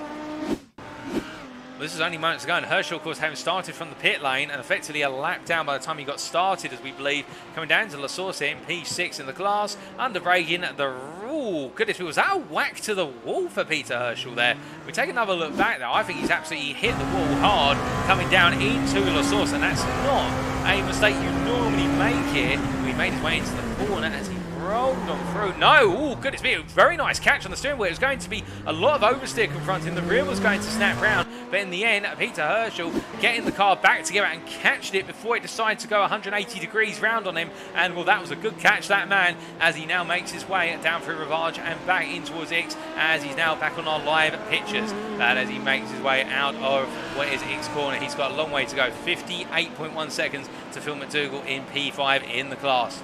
But meanwhile, as we said earlier, and we say again, Williams just ahead of Chris Daines, and Dan Skinner has fallen away from this battle for the top two. And we're looking at their lap times. I think the story is now being shown in the fact we're coming up towards the first pit stop territory, and the pace of Williams and Daines has upped slightly. That last lap, Williams a 203 at 0.95, Daines a 204.21, Skinner a 204.56. I think Williams has said, right, now we're going to go, the pit stops are coming. I think Chris Daines said, right, then I'm right there with you. And I don't think Skinner has got enough in the tank right now, or doesn't want to deploy enough in the tank to be able to keep up the pace of these two leaders as they make the way down towards the Flanders chicane. But as they roll on through here, only time will tell. Of course, Dan Skinner might be playing a different strategy entirely, as meanwhile, in fact, Skinner's dropped even further back there. And Skinner's dropped so far back that Jamie Dorridge just suddenly sprung out of nowhere. And looking at sector times, I think Skinner's had a slight off somewhere, and we haven't actually had that be registered on our screen. He's had to take a slowdown of some description, because Skinner right now has lost out a whole 2-3 seconds to Daines in the space of only a couple of corners. And Jamie Dorridge right now, will Dory go for the move? Surely he's going to have to be made to go around the outside here. Skinner covers off the inside, Dory to the outside. He'll look to try and go all the way round. Well, they're both side by side here, the two rivals, great friends off circuit, but Skinner holds the position for the time in as they make their way into the braking zone. No change, and Skinner getting out the fisticuffs, the defensive bite in there, as we do see Jamie Dory peels into the pits and decides, you know what, if you're not going to let me through easily, I'm going to make my way into the pits. He stamps on the brakes there to get the car stopped for the pit line, and that is of course the pit limiter line, and therefore you're not allowed to speed in the pit lane. If you do enter the pits at too high speed, you will get what is, I believe, a drive-through penalty, if not a stop-and-go 30-second penalty typically, where it's a very high number of instant points, let's say that, and I think it translates into at least a drive-through for Jamie Dory into the pits for what is, I suspect, our first scheduled stop of today at Spa-Francorchamps in the Apex Racing Academy lobby. As we see Skinner here pressing on, I think he'll be breathing a sigh of relief, as also into the pits is Phil McDougall from P5 in the LMP Pro class here. Two drivers coming in early, and will we see a reaction from any of our drivers next time around? Speaking of a reaction, ever since he got into the lead of the GT3 AM class, it is the case that Matt Emmons has started pulling away, and well, his rival Nigel Stott, who we now focus on, has not been able to react to it in terms of delivering laps that can match up, and it does look as though Nigel Stott starting to fall back a little bit. And in the rear of the picture, Sean Cranley-Swash once again, and in terms of lap time, Sean Cranley-Swash actually now putting in the fastest laps of the trio. That last lap from Cranley-Swash, a 2:17.36 compared to Nigel Stott's 17.86 and Emmons' 18.36. It is the case that Cranley-Swash was a whole second of a lap faster compared to the leader in class last time around. I wonder whether he's now starting to feel as though the car's in the rhythm, it's in the zone, the tyres are there, and he can push on, because Cranley-Swash is definitely delivering. And also this may be a sign that he's playing to pit soon, given the fact that he's delivering these lap times compared to the rest of his competitors. But he is the fastest man in the GT3 AM class right now by a significant margin, and he's showing it, and I suspect a pit stop is on the cards in the next lap or two. And meanwhile, speaking of pit stops, Jamie Dory has finished his pit stop well, it's the case. He's made his way out of the pit lane, and well, he is now 1 minute and 20 seconds down behind Dan Skinner. Dan Skinner has gradually tried to close back up to Chris Daines, but the gap quite sizable as Dory here presses down into Lecombe once again. And we hear that Dan Skinner is in the pits from P3 in the LMP2 Pro Class as Formula 2 leaves the pit lane by comparison. Skinner in for Excite Racing, and meanwhile the battle for the lead of the LMP2 Pro Class goes on here with Gaz Williams holding on, but Chris Daines tucks in well behind, I think, controlling this race from the rear position. As they make the way through Eau Rouge and Raidillon, you can see Daines very close now. I think this is going to be an attempt at a move here. This is the closest he's been for some time, or is he simply just tucking in and putting on a huge amount of pressure and making Williams second guess whether he'll go for the move or not? Well, Daines starts to back off, and you can see he backs off about 300 metres from the corner, and he's being very clever. He gets very close, and what that does, you can imagine, if you're the driver in front, so Gareth Williams, if we ride on board the gearbox right now, this gives you a sense of perspective. When you've got a driver this far back, when you look in your rear view mirror, you'll normally think that driver's not going to go for a move. They're there and they're a threat, but they're not going to go for a move, or if they do, they're going to be lunging it very late, and therefore most likely they'll cause contact or go off the circuit, or one of the two. However, when they get as close, and it's the case that we'd see this entire camera filled up with Chris Daines' Rhino Motorsport machine, the NXTGEN Racing driver here of Gaz Williams will be thinking, is Daines then going to suddenly sweep out for the mover? And we know Daines is very clever with regards to going for very late moves, where he swings the car out with only about 50 metres to go before the braking zone at highest possible speed, and stamps on the brakes and gets the move done. And that is a nightmare for Williams, because you can imagine every moment he's got to be looking forward, but he's got to be keeping looking back, so at any moment Chris Daines could be there and suddenly decide he wants to try and go for that move, and that is the pressure that he's feeling right now. And speaking of pressure, well, the pit crew have got their pressure cut out for them in the fact that we have in the pit lane, that is Matt Emmons, you can see parked up there at a distance. He's being serviced, which means that Nigel Stock now takes the lead of the GT3 AM class, but we also do have Sean Cranley-Swatch only 3 seconds behind and pushing on as well. Emmons still being serviced right now. I do think now Nigel Stock has to deliver the laps. If he doesn't deliver the laps from this point onwards, it could be a worry in terms of whether he can come back at Matt Emmons. As meanwhile, we look back to the pits, and that is Gaz Williams into the pits on the lead of the LMP2 Pro Class. Chris Daines has stayed out, and I suspect in doing so now, Chris Daines will try to put in a qualifying lap before he comes into the pits himself. This is his opportunity now to leapfrog Williams through the pit stops. He will go for the overcut versus Williams on the undercut, and we'll wait to see how it plays out. As meanwhile, in the GT3 Pro Class, the latest story I can tell you is that Carmelo Martello has just set the fastest lap of the class at 2:16.36, and Martello, I think, will be due for a pit stop soon. He has lit up every sector timer on that last lap. He is the fastest of any GT3, and well, my goodness, the man is possessed to take the win here today at Spa, and you can understand why, given the pace he has been showing. And we did see that, of course, at Monza. He showed great pace in qualifying, but it didn't quite work out in the race. He's being pipped to the post by Tom Edmonds in both situations.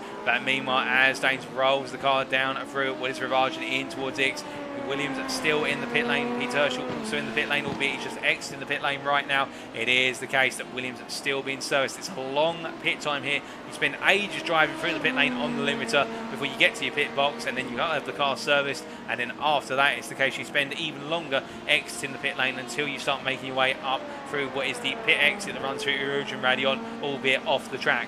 But as we see Chris Daines making his way through what is a Fender chicane and down into Stavlo and into what is known as Stavlo 2, or the Curve de Pool Ferrier as it's also known, but I prefer Stavlo 2 for the nomenclature here, if you don't mind, ladies and gentlemen.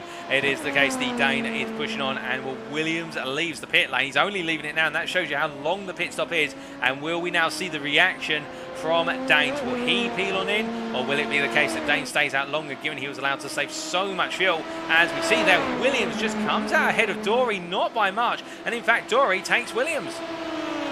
Now, the two drivers had very similar pit stops. In fact, Williams' pit stop was the best part of 1.5 seconds slower, and meanwhile Chris Daines is in. So it is the case, here is the reaction, and now we've got the big story of the LMP2 Pro Class. Has Chris Daines done enough? That in lap, looking at the sector times, it was effectively a qualifying lap. He put in some very fast sectors by comparison, and what I think Chris Daines has decided to try and deliver it the first time of asking in the pit battle.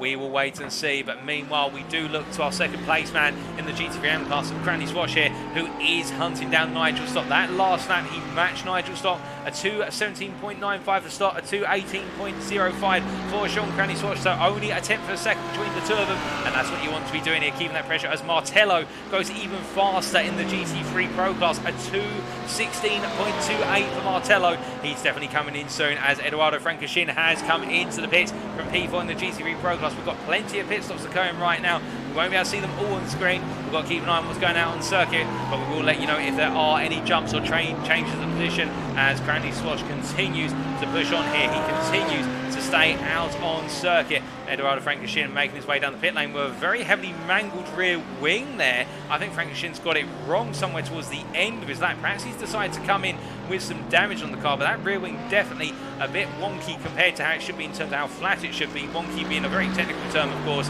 that we like to use here at NXTGEN Racing. But you can see Spa-Francorchamps, well, that is not a happy Audi, and indeed the DRS Sport LMS1 drive. We talked about earlier how the Audi was so sensitive to curbs, and how indeed in the hands of the Audi drivers it's all about keeping the car together, and it is looking to be quite the challenge at the moment, as meanwhile Chris Daines makes his way up the hill here. And well, where are Jamie Dory and also Gaz Williams? As Daines comes out the pit lane, he leaves the pit exit line, and as he does, there's the delta, there's Jamie Dory, and the gap is now 2.2 seconds by the time they get down towards Lake On. And that is the story there, ladies and gentlemen, by Daines doing the fuel saving. He's had a similar length stop compared to Dory and Gaz Williams, but also by being able to deliver a qualifying lap on his in lap, he has been able to take the lead strategically. And now I think a few hearts are going to sink in the NXTGEN Racing garage, for the simple reason that in the fact that Chris Daines has been able to make this happen, make the jump and leapfrog ahead of Dorian Williams. Now they've got a lot of work to do, because all three drivers have taken a near identical stop. They've all only come in for fuel, not a tyre change.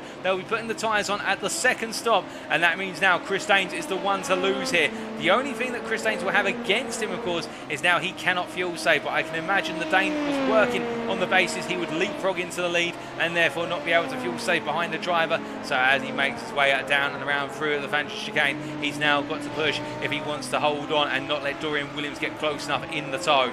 But as he makes his way on around here, and Spa-Francorchamps has left the pit lane, Lee Horns into the pit lane for his scheduled stop. Carmelo Martello in from the GT3 Pro class, and Vin Glenn in as well here. And well, with Glenn coming in, he's going to tie himself to Martello, and to be fair, Vin Glenn not too far off, and particularly the case on that last lap, only 2 tenths between the two of them. And Vin Glenn, we have to keep in mind, has been driving with quite a severely damaged BMW M4 with regards to the contact with Matt Hodges down into the bus stop chicane earlier in this race. He's been running with a damaged car for the best part of what is 20 minutes. So Glenn has been delivering, and I think he's the one to watch it. I would put my money on right now that he could be the one who snatches the win in this class. It's early days yet, and I know the commentator's curse normally afflicts many a driver in the series that I personally cover, but it is the case that Vin Glenn really showing what pace he's got on his debut, and it's great to see as we see all of our LMP2 drivers start to make their way on through. And we've got McConey into the pits as well, Stefan Albanese into the pits, and well, Andrew Holmes meanwhile, will he pull into the pits? No, he decides to stay out. He has already taken a pit stop, to be fair,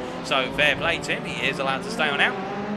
The NXTGEN Racing driver here, whereas he makes his way on through. I think he's had to do repair work to the car because his last pit stop was only 8 seconds in duration, so I don't think he's actually taken a scheduled stop as of yet, and therefore he's not going to jump his way into the lead on strategy. Although I think he will take the lead of the class here, given the fact he's making his way on through, and the leaders, quote unquote, are currently still in the pit lane here. Indeed, Andrew Holmes will now go on to lead a lap of the race in the GT3 Pro class, and that will be a nice feeling for him in his debut. He'll be very happy with the NXTGEN Racing driver. It's always good to take a lap as the leader. It does feel a little bit special. I can tell you, when you're a bit down there in the order and then you're suddenly in the lead for a lap, it can make you think, oh, what a pleasure it's to be. And indeed, I think the camera, well, he'll be aware of the fact the camera will be shining on him, or at least his team will be happy to see that the camera's on them, and of course the logos and the sponsors will be pleased with that as well.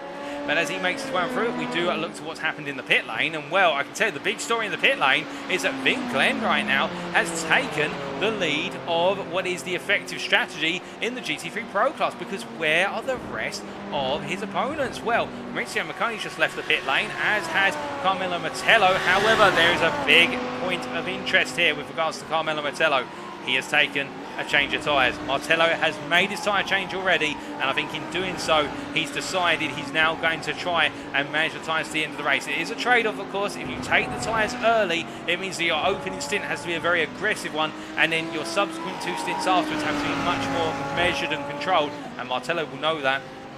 He'll be respecting that, and this Audi, of course, a very sensitive car to when the tyres start to wear off and in terms of when the fuel starts to come out the car as well. But meanwhile, Glenn now has to really push. We saw Martello was delivering qualifying laps before he came into the pit. He was delivering the fastest lap of the race, and now can the Italian really press on here and manage the car all the way to the end to take the fight and take the win off of England? We will wait and see. As meanwhile, Spa-Francorchamps has come out in P8 when all is said and done, and as he makes his way around, it is the case that Francorchamps rolling on through what is there, the Jackie X corner, and heading down towards what is PRO.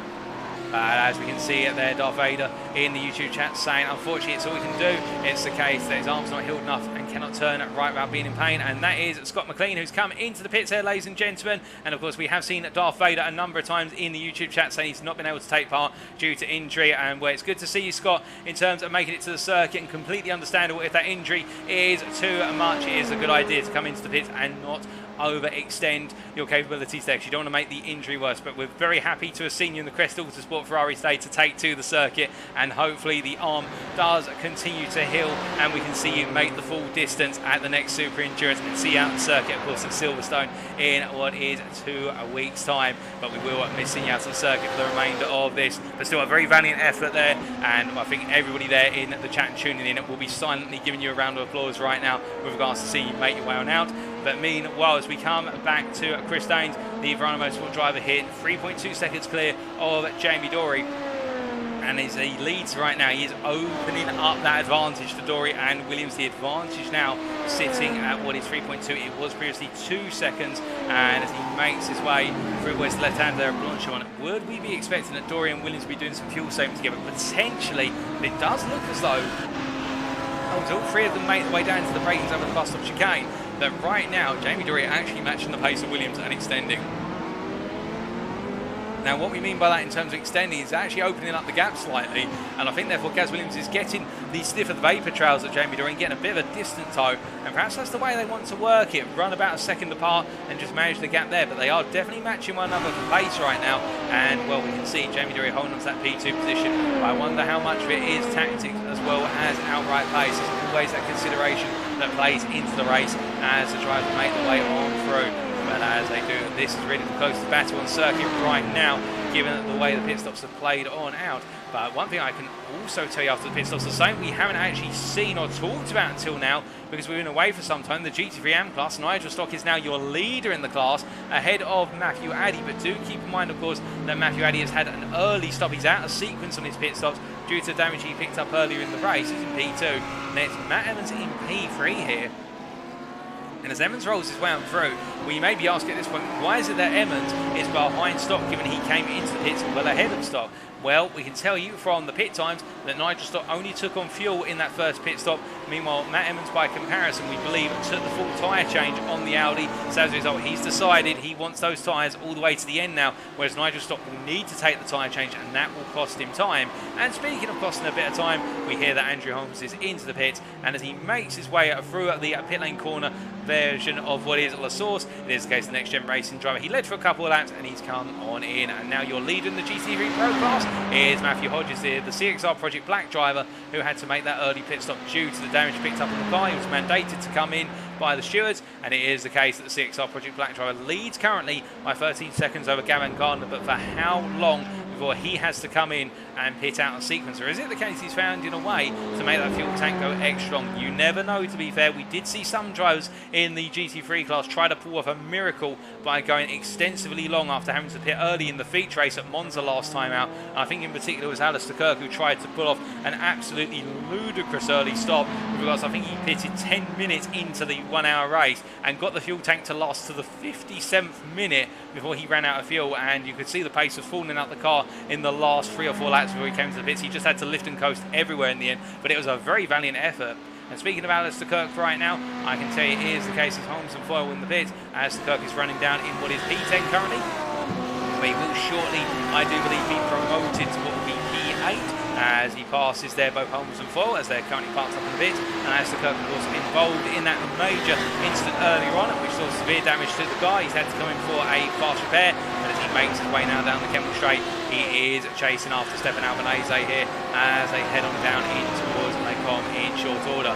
But as they do here, of course, the sequence of Audi drives, we do have a lot of Audi drives in the GT3 Pro class, and it is the case, it is a very fast car, perhaps the fastest in the GT3 class, based on the current balance of performance and circuit, which have a variety of aspects, and they're not focused about one particular thing, whether it be handling or straight line speed. As we see it there, oh goodness me, and now it's Dan Skinner locking up under braking there, and actually sliding his way into Ravage, and well, Skinner's being made to go round the outside of what is Albanese, and Albanese loses out massively there, and I think Alistair Kirk's going to be looking for the move here, as Alistair Kirk on the inside of Albanese, down into Bourne corner, down they go, and well, Alistair Kirk makes short work of the move, but Albanese now will have the run back, or will he? No, he does not. And the fact that Alistair Kirk has got it done, Albanese actually ran a little bit wide, picked up a bit of dust on the tyres, and as a result tucks back in behind in P8. I think he'll feel as though with the fact that he did have Dan Skinner go around the outside of him, that was X corner, that cost him the time, but Dan Skinner would argue he did it safely and it didn't cost the pair of them any trouble, and well, a difference of opinion, but Albanese right now loses the place with that momentum lost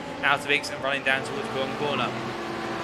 But what we were saying 8 moments ago with regards to this Audi, it is considered to be, if it's mastered, the fastest in the GT3 balance of performance currently in iRacing. Of course, with the fact that we've got our current season of the iRacing calendar due to conclude at the end of what is this week, so next Tuesday, if my memory serves me correctly, we are expecting another major update to iRacing, and what will come as part of that, we will have to wait to see whether there's any balance of performance changes. But right now, it definitely does look as though the Audi is the car to drive if you have the craft to master it. And indeed, William Foyle right now, very much an enjoyer of what is the Audi ARA, chasing after what is Andrew Holmes here, as these two have both recently come into the pits. As we hear Gavin Gardner's into the pits, and so is Matthew Addy, so they relinquish their positions. Now they come on in out of sequence, and it is the case that Foyle here looking for the move versus what is Andrew Holmes. Can he find it? Well, Holmes on the inside here. William Foyle's going to have the run to the outside, and Foyle's going to go as late as he does. He wants to try and go outside to inside, but you can see there's just a little bit of a wobble under braking, and therefore just risking a lockup, and Foyle deciding in the end to back out of it and instead tucking behind. But what he was trying to do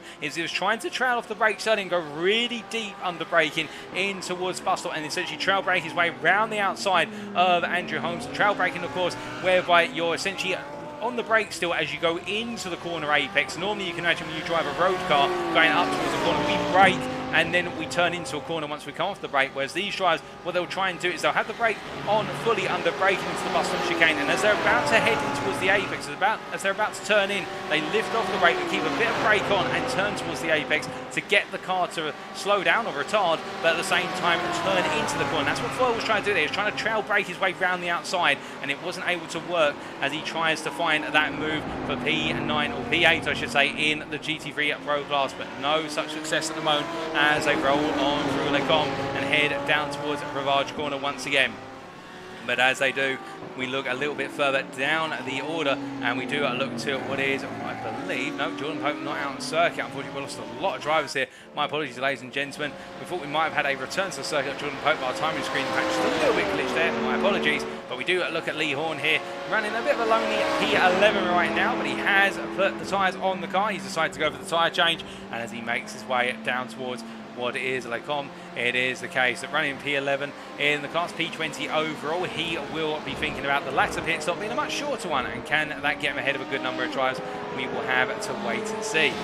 And as he rolls on through, it is the case that meanwhile in the battle for the top 3 positions of the LMP2 Pro class, I can tell you that Chris Daines is not breaking it away from Jamie Dorey. In fact, Chris Daines has had a couple of laps where it's not worked to his advantage. I think he has caught what is the GT3 traffic at the worst possible time, because his advantage has gone from just over 3.5 seconds down to 2 seconds, as Jamie Dorey in the rear of the camera there is following on through, and well, Dorey pushing hard at this point. In fact, the fastest are our LMP2 Pro drivers. His last lap of 203.3 versus Daines' 204.5, and Williams' 204.3, and Skinner's 204.3 as well. So I think now what it is, I think Dorey, his mission is to try and close Chris Daines and force Chris Daines into what is pushing the car a bit harder, using a bit more fuel. I think NXTGEN Racing here, what they're trying to do with their 2 drivers is they're trying to split the strategies.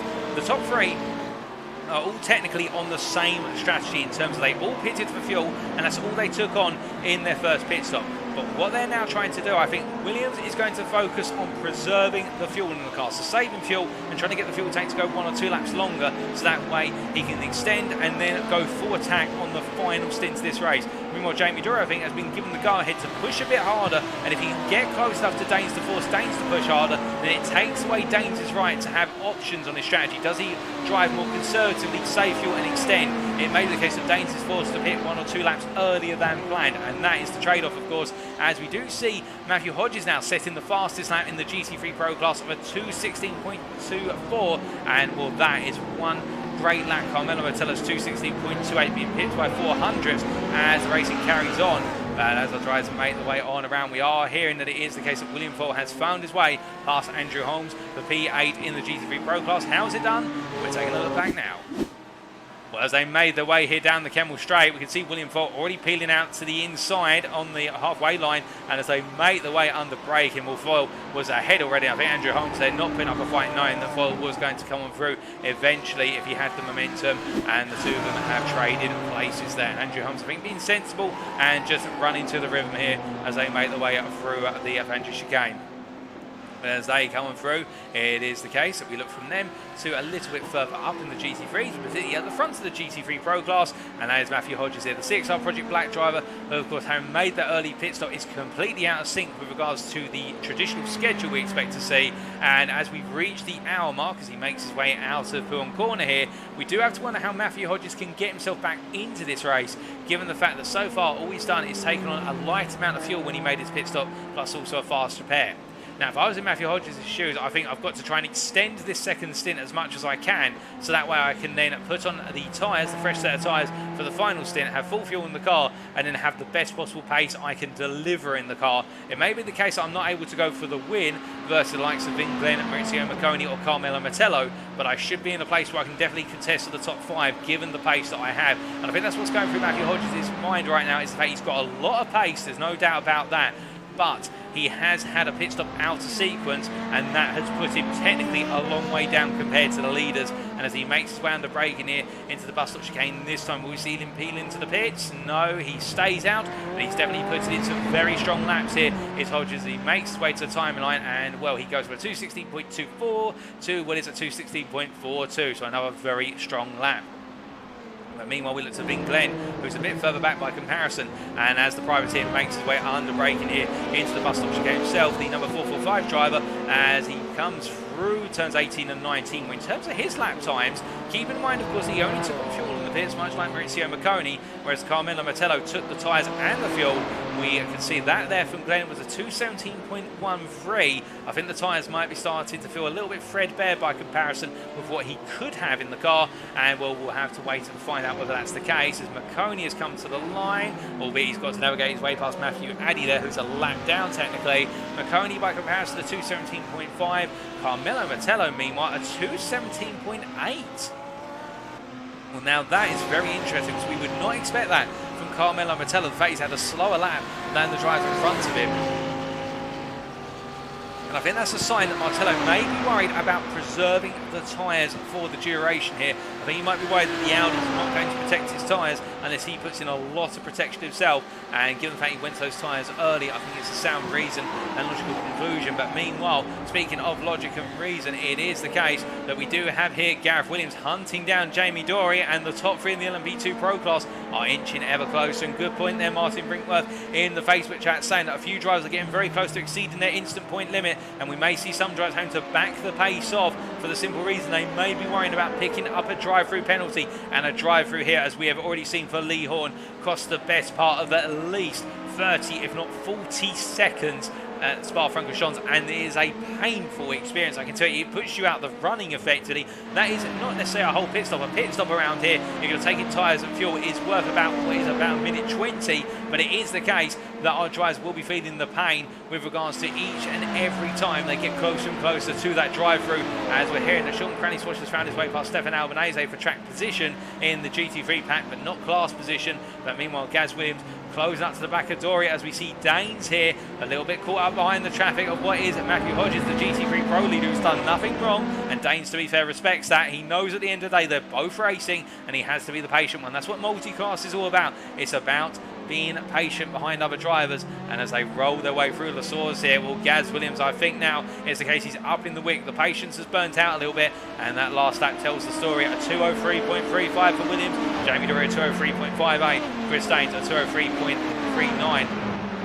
2:03.93 I should say, and as they make the way onto the Kemmel Straight here, I think now Williams is going to be going on the charge. Well, he's right there behind Dory. Will he do fuel saving? Will he come out early? No, he decides to tuck in and stay there to do a little bit of fuel saving, a bit of lift and coast into the braking zone for Lecom, being smart, but definitely now well within arm's reach of Chris Daines, and this is where it's all going to become enticing, because if they can stay this close, it'll be a battle in the pits. And remember, Chris Daines does not have the right to fuel save as much as the drivers in front. He will be doing fuel saving on his own. He might be putting the clutch in, for example, which you can do in iRacing. He may also be short shifting. He may be doing some lift and coast about 25 to 50 metres before his traditional braking zones, but in return the drivers behind do have that advantage, and you can see now the top three all separated by only 2 seconds as they roll them down through Pouhon once again here on what's their 31st tour of the circuit in race conditions.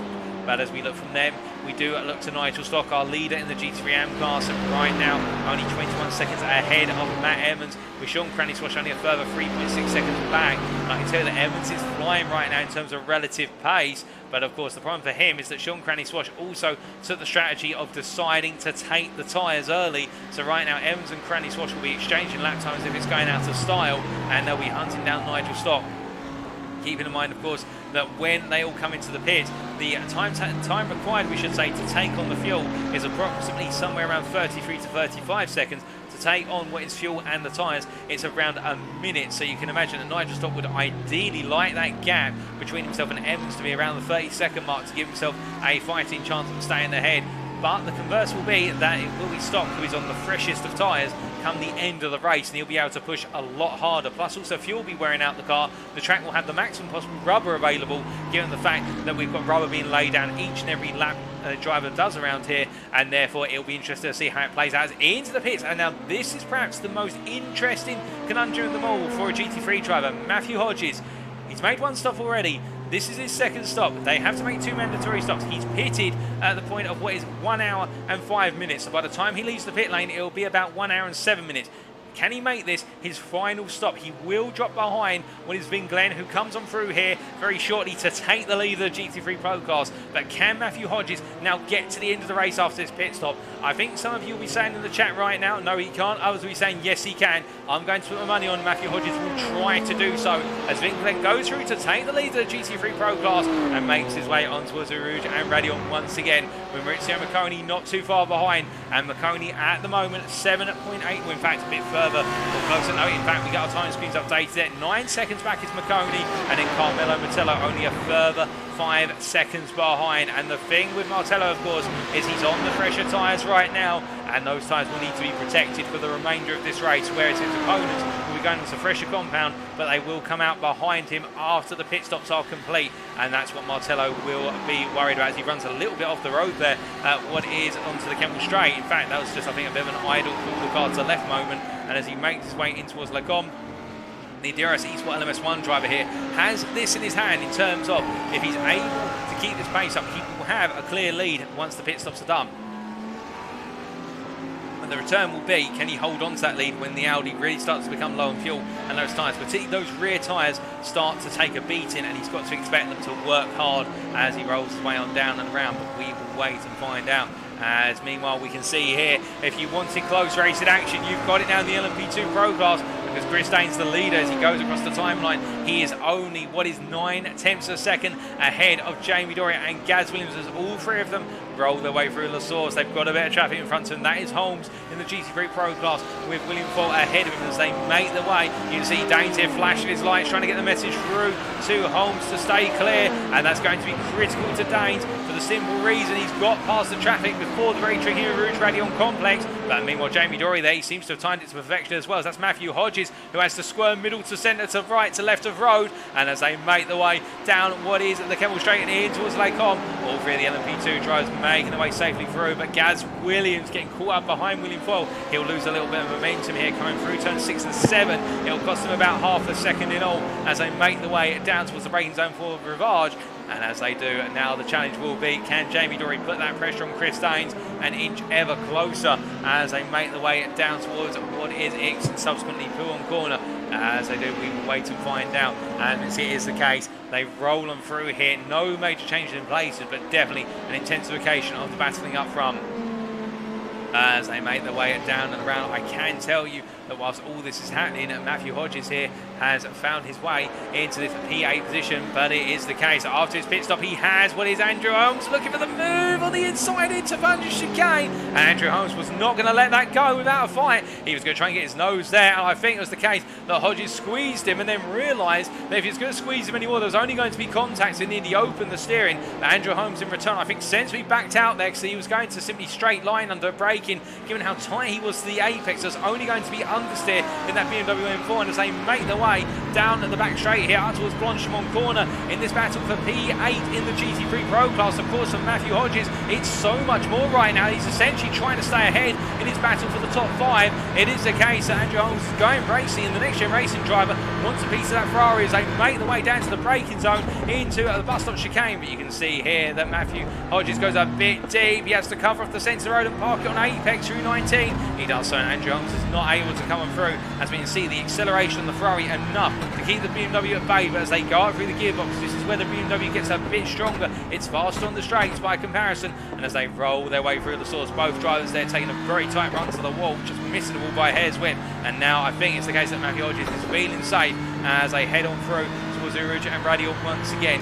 And well, as the M4 makes its way up the hill, we will soon see the true story as they roll on through and up onto the Kemmel Straight shortly. Can Holmes come on back here? He's right now the best part of 4.5 attempts. He will inch closer and closer in the slipstream, but I think he's too far back unless it's the case that Hodges hits the rev limiter briefly before upshifting, but I don't think there's going to be a move there. I think Hodges has kept the place and can now go hunting after William Foyle in what's got to be a very conservative but pushy drive in terms of pushing in some absolutely high laps, but at the same time managing the car to its conclusion.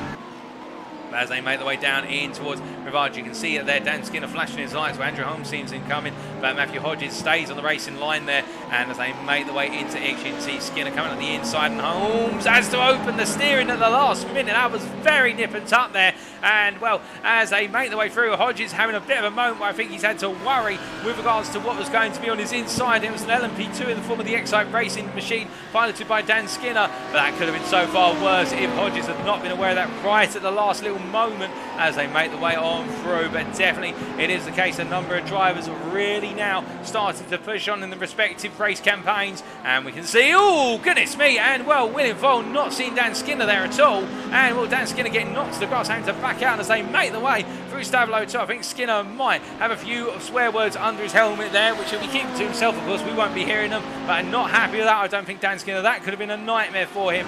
But speaking of a nightmare, what's this? Jamie Doria's into the lead of the LMP2 Pro class. We haven't seen it on camera, but we will very shortly take a look back. But Chris Daines has tucked in behind, and I think it's the case that Chris Daines now will tuck in and do a bit of fuel saving before their second stop comes up, and we're expecting the second pit stops to be around what is the 1 hour 20 minute mark in terms of these LMP2 Pro class leaders as they make their way up the hill, and they've got a lot of traffic in front of them. That's Sean Cranley-Swash and Stefan Albanese in the GT3 machines, and it's going to be 5 cars all piling down the Kemmel Straight, and you can see the GT3s immediately peeling to the outside here, staying out of the way as the LMP2 leaders come on through, surging on through, and there's Gaz Williams. He's trying to cut the inside of what is Chris Daines. Chris Daines in return in the middle of the road here. Jamie Doria goes the latest of the breakers, and all 3 drivers stack up there, and no change between them. But it looks as though for a moment Williams might be trying to consider a pass. But speaking of a pass, we take a look back at how Jamie Dory took the lead of the LMP2 Pro class. This was only moments ago. Oh, goodness me, an uncharacteristic error there from Chris Daines. Just a little bit of hesitation with the car on the throttle coming out the bus stop. I think he got on the power too early with too much steering lock. And in the end, it was a drag race down towards La Source. But Jamie Dory took the position off of him. And that is how he got into lead. And that was the lap before when we switched them. But it wasn't quite over there yet. Because given the fact that Chris Daines had a really good run out of La Source, he tried to go outside line all the way through Eau Rouge and Raidillon. But in the end, he backed off. And it was the drag race all the way down the Kemmel Straight. And was it the case that they were going to be battling here? Well, you can see Jamie Dory defending hard here, and Chris Daines just hooking into that inside line. Now, this is the interesting part, and we said this earlier with regards to Williams versus Daines when Williams was the lead driver. See there how Chris Daines pinned Dory to the inside, but he never went for the move. And that's what you can do when you're in this race, which is just about fuel saving and car management as it is about battling on circuit. You can really force your opponent into a nasty position, which is where they have to take those lines, which put them on a compromised line, and it takes a bit more out of the car. And that's exactly what Daines did there, much like what we saw between him and Williams earlier on. But as they make the way through the bus stop chicane, it is still Dory leading, with Chris Daines in the Next Gen Racing sandwich with that Verano Motorsport filler. A very tasty filler, that one, as they come across that timeline and make their way down. But meanwhile, we've had an instant, oh goodness me, that's Sean Cranley Swash, who was running at the time in what was P3 in class. What's happened to the Verano Motorsport driver at the bus stop chicane? Well, I think here it's going to be a case that he's going to get on the power too early coming out of the bus stop chicane. If I'm going to make my prediction correct, he comes into 18 under braking. He goes a bit deep in the rear, doesn't settle, and he stops the car. And actually, to be fair, a very well caught car there by Cranley Source. Saw that the weight was going to come, he felt the weight was going to come around really aggressively under braking, just stopped the car dead in its tracks, stayed out of everybody's way, and then went racing. That hasn't cost him too much time. That's cost him about 3-4 seconds in all, and has taken a little bit of life out of the times, but nowhere near as much as it could have. And well, very well handled, that man, with regards to Cranley Swash, and keeping that Lamborghini pointing in the right direction. As we say hello in the YouTube chat there to Mark Arrowsmith, who has, by the sounds of things, retired from the IMB race, but is glad to be watching all the same. And well, I'm sorry to hear that, Mark, with regards to what's happened in the IMB race, but we're very glad to have you here, and well, hopefully this will make you feel a little bit better after what sounds to be a difficult night of racing for yourself. But speaking of difficult nights of racing, we do have that difficulty between Nigel Stott and what is Matt Emmons, and the fact that Emmons has now got the gap to the race leader down to 14.5 seconds. But keep in mind, of course, Nigel Stott is still on his starting tyres. Matt Emmons is on fresh tyres at the moment. They won't be fresh by the time they get out the pits the second time round, and that is where the big story comes. As meanwhile, I do believe Gaz Williams is now into the lead of the LMP2 Pro class, and well, Jamie Dory and Chris Daines, they swap places as well with Gaz Williams as they make the way down towards Blanchimont, and Daines on the inside here in the battle for P2. This is going to be critical for Daines. Oh my goodness lord, and the two of them came into contact there, and well, it's the case that Daines has caught the car, but Jamie Dory, and we can see Nigel Stott off the circuit. Was there contact with Jamie Dory there? There's a yellow flag out on circuit. I think that may be a safety car that's being called out. It's definitely a caution. What on earth has happened there? Well, we take a look very shortly, ladies and gents. We've got a number of drivers coming into the pits here for the yellow flag, and well, it's understandable because they will see this as an opportunity to take their final pit stop as the field will bunch up. Well, we take a look here at Jamie Dory versus what was Chris Daines, and well, I mean, Jamie Dory into the wall there. Chris Daines avoided the wall, but that's a very hard one to tell. And Nigel Stott just got it wrong at the corner. There was no contact between the two, just Nigel Stott getting it all sorts of wrong. And here was the moment as we run on board with Nigel Stott. Now, was in the case he saw what happened ahead and perhaps forgot for a moment. He made his way into the corner here in 6th gear, rolled the car and in. And well, I think it may have been the case he was phased a little bit by what was ahead of him, but just literally into the wall. And we saw that with so many mid-engine rear-wheel drive drivers earlier on. That's the first front-engine rear-wheel drive machine we've seen make that same error into the wall coming out of Blanchimont, and that's unfortunate for Nigel Stott. You can see Matt Emmons just came on through there, and for Emmons, that is a huge opportunity, as we do still have those yellow flags, and our drivers making their way on around. But as they do, it is the case that Jamie Dory into the pits. It's also, we can see there, Dan Skinner into the pits. And, well, another thing to consider is regards to that contact between what's Jamie Dory and Chris Daines. We take a look back one more time here with Chris Daines. We ride on board and looking at what happened here into the corner. Well, it looks as though both drivers there, both coming together, and I think both of them trying to contest the space on that outside line, and in the end it's going to be a difficult one for the race stewards to investigate. I'm sure it will be investigated, but I think both drivers there will have their own cases to say. But, well, that is a very difficult one. Chris Daines, of course, emerged in a much more collected car by comparison with Dory's, was into the wall, but we can see it is the case that right now we do, I believe, had the safety car out on the circuit. Indeed, everybody bunching up, and this is a nightmare for so many drivers because this really upsets the strategy now for those drivers, particularly, excuse me, for those drivers who decided to try and go long with regards to the tyres at the end of the race. They will now essentially find that the drivers who can take on a new set of tyres, well, they might need to do some repair work to the car, they can take that tyre change and be gifted the fact they'll bunch right back up into the field, and it is going to be a major change indeed. Stuart Taylor, Alistair Kirk saying the safety car is out. It is out due to that incident between what was Jamie Dory and Chris Daines, and Nigel Stock following through at Blanchimont. 3 drivers, with 2 of them making impact with the wall, and 1 driver going on the wounded car, and the safety car has been called out as a result of that with regards to that major whack for the 3 drivers. But meanwhile, as we wait here, it is the case that patience is going to have to be in the minds of every driver, but the drivers who have been hurt the most from this will be the likes of Carmelo Mettello, who right now is closing up to the back of the pack. He's trying to catch up to it. And for the reason for that, simply put, is that Carmelo Mettello has already changed the tyres of the car. And so what it effectively means for him now is the fact that he's got a set of tyres which are very old. They're going to be losing temperature, and he's got to get them back up to speed and then get ready for that second stop. But we're not seeing a mass dive into the pits from every driver at the moment, interestingly enough.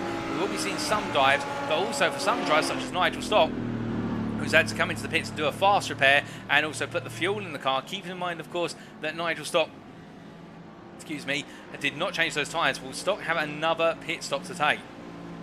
We'll have to wait and see, but this definitely throws open the race considerably here with regards to who's going to pit when and what. But I think Nigel Stock may have just taken the tyre change and that was it. But we will find out in very short order. But meanwhile, we look back to the leaders here. The safety car's still going on the round. I think the safety car's going to go for one other lap before it makes its way on out. But as they do, it is the case. We see a lot of drivers peeling into the pit, so it is pit stop season now as they all make their way around. We see Maurizio Marconi coming out of the pit, but meanwhile we do see that Stefan Albanese leading a whole gaggle of drivers into the pit lane, and as they do, it is the case. Well, a lot of drivers will capitalise on this. This will be a free pit stop for them effectively, and none more so than Matt Evans, who will use this as an opportunity to put the fuel in the car. Of course, remember, he's running on old tyres.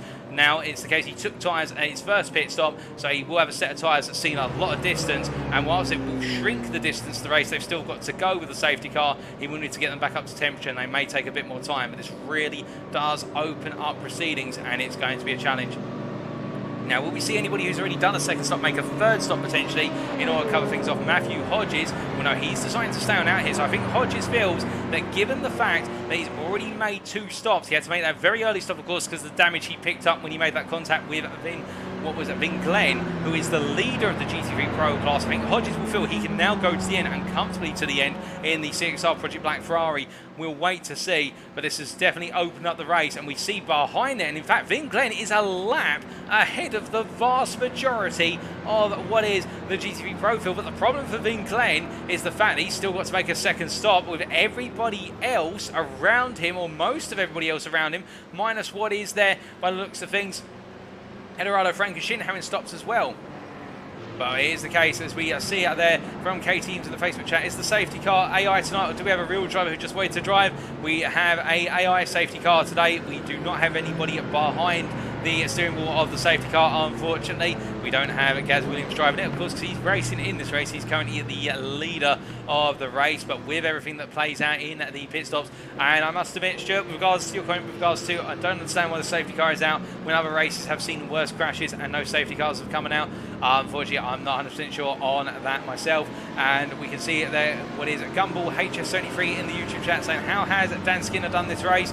Well, so far, Dan Skinner's race has been one all about smart driving and just keeping to the pace. There have been a couple of hairy moments when he's been passing GT3 traffic, particularly through X corner. We saw moments ago with him and Matthew Hodges where the two of them almost came to what was contact, but they just missed one another. But the Briton from iRacing right now running in P2, he's made his second stop. He was, prior to the safety car coming out due to that incident down at Blanchimont, he was running in P4, but he has used the safety car to jump up into P2 and take his second and final stop. So it is the case he's gained massively, but he will have the pressure of Jamie Dory behind him and Chris Daines trying to come through the field. And the one who's lost out the most in all of this is Gaz Williams. He's only stopped once, and he's the leader of this pack behind the safety car. If he comes on in now, he will literally, assuming the safety car stays out another lap, he will drop to the back of the field.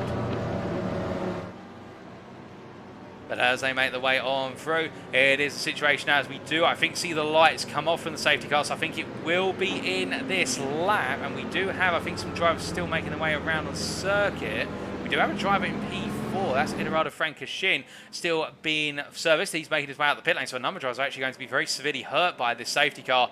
And, well, we see Chris Daines here right at the back of what is the top four of the LMP Pro class. And he'll be needing to close up. But as they make their way down the back straight here, I presume, as there were no lights on the top of the safety car flashing, there's going to be in this lap, although don't quote me on that, ladies and gentlemen, as they make their way down. But it's going to be Gaz Williams who resumes here, and this has massively hurt Gaz Williams. It's also really hurt Vin Glenn, it should be said, although he has Carmelo Mettello behind him. In fact, Carmelo Mettello has taken his stop, and I can see there it is the case that Chris Daines is being allowed through to gain position and return to his position of what was P2 prior to the safety car. So it is the case they're all having to sort one another out, but I think very shortly we will be going racing. And as they do, heading up towards what is the bus stop chicane here, we can see, well, I think Gaz Williams will hold the pack up, or will he, with the safety car, go around once again? No safety car is coming in, so we will be going racing once more, leaving to Gaz Williams to take us away. And as we're waiting here for the safety car line, I think it's going to be the case he's going to go quite late here, Gaz Williams.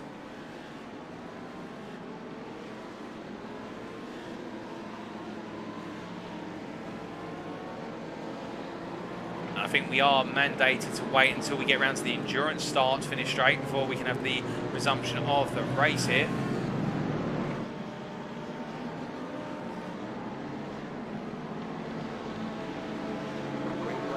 And there we go once again, ladies and gentlemen, we're off racing at Spa for the remainder of this race. 35 minutes remaining, and as they all make their way on the charge up the hill, we can see already Jamie Dory trying to go back on the offensive versus Dan Skinner here for P3 in the LMP2 class as they all come running through. There's been an incident involving Alistair Kirk a bit further back, as meanwhile we've got three wide here, and it's the two leaders of the GT3 AM class. There's a tap to Nigel Stock's car, and he's on the wall, but it's the case he's just able to keep it out the wall. He's grinding along, but he gets back, and it's a tiny little tap with Matt Evans. And I don't think there was any malice meant in it, but it's the case he's lost out, as meanwhile Leon trying to go around the outside of William Foyle here as they roll them through. And as they make their way through, they've gone. William Foyle still on the inside into 7, Leon on the outside. And well, William Foyle not giving this one up as he goes defensive in the run down towards the Raj corner. Under braking they go into turn number 8, and as they do, William Foyle holds on for the time being as they make their way down through the right-hander and in towards turn number 9. It is the case that we've already seen some major battles, and Alistair Kirk has had a disastrous start, it should be said,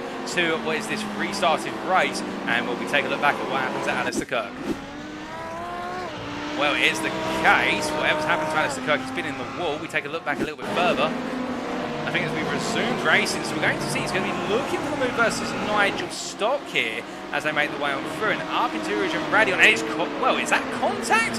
I think there was a little bit of contact, although Nigel Stock seems to be completely unimpeded with regards to the contact. If so, I think that might be a little bit of netcode contact there with regards to Alistair Kirk's car, but Alistair Kirk has definitely been in the wars over the course of tonight's proceedings. I think we're just wanting to finish this race at this point in time with not long to go and looking to get some points on the board. But meanwhile, we look to our leaders here after one lap of the resumed race, and we can see that it's Gaz Williams who's leading, but remember, he has to take a second stop, and behind him, the man who's taken 2 stops here and breaking away from Jamie Dory already, Chris Daines from Verano Motorsport. And I think it is the case that right now the 111 driver will be thinking to himself, all I've got to do is run behind Williams until he pits and stay away from Jamie Dory and Chris Daines is the one now in the driving seat here, if you excuse the pun, ladies and gentlemen, because Jamie Dorey in P3 is not close enough to match him at this time. And Phil McDougall now to P4, all the safety car antics out of the way. In this case, he's gained considerably, with Peter Herschel back on the lead lap in P5, and Dan Skinner down to P6. And Dan Skinner's had a pretty difficult resumption to this race,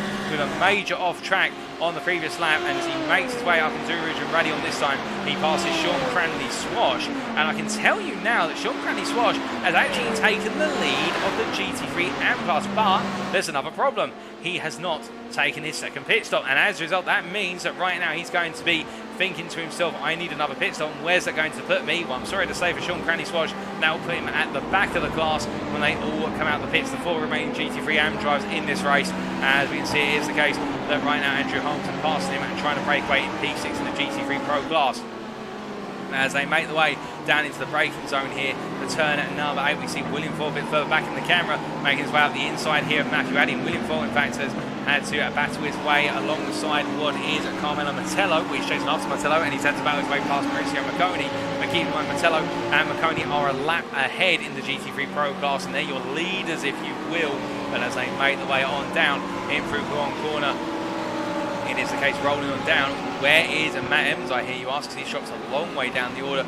We take a look back, we hear he's had an off track. This was only moments ago, and this was Matt Evans' mate. Oh, goodness me, and Matt Evans there, the car snapping loose and into the wall, and another driver falls victim to the Blanchimont corner, and now it's Matt Evans here, who was ahead of Nigel Stock. Perhaps some of the damage, and that little tap between him and Nigel Stock, making the way down to the Kemmel Straight. Perhaps that did some damage to the car, but it's the case that Matt Evans is soldiering on in the wounded Audi R8 as we return to live pictures now. But Evans a long way down, and that means effectively, would you believe it, ladies and gentlemen, when Sean Cranley Swash takes his pit stop, this is the man who is technically leading the GT3 AM class right now. It's Next Gen Racing with Sam Cases UK's Matthew Addy, and how this race for Matthew Addy has gone from what has been a good start to a disastrous opening stint to a great middle stint to now looking to be redemption. You'll remember that he was the driver, one of the many drivers who was in the wall at Blanchimont early on, as he's had to really rebuild this race. But speaking of an instant, we've got Matt Evans here, and I think Francorchamps's been involved in this incident as well.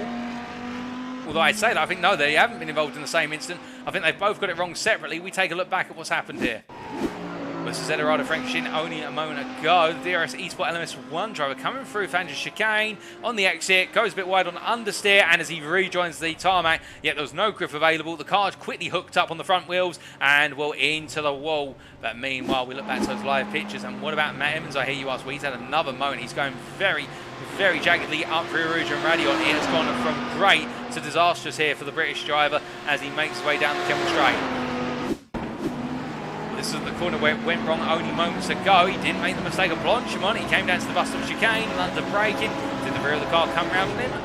Yes, it did, and in a similar fashion to what we saw for Sean Cranley Swash, he had to catch the car on the brakes very rapidly indeed. As we return to live pictures here, and for Evans now, it's about survival. He's in the last of the running places in the GT3 AM class. As meanwhile, we look back to our leaders here, our overall leaders, that is in the LMP2 Pro class as well, and that is Gaz Williams, who is, of course, on that one and only pit stop at the moment, and Chris Daines giving that pursuit behind him.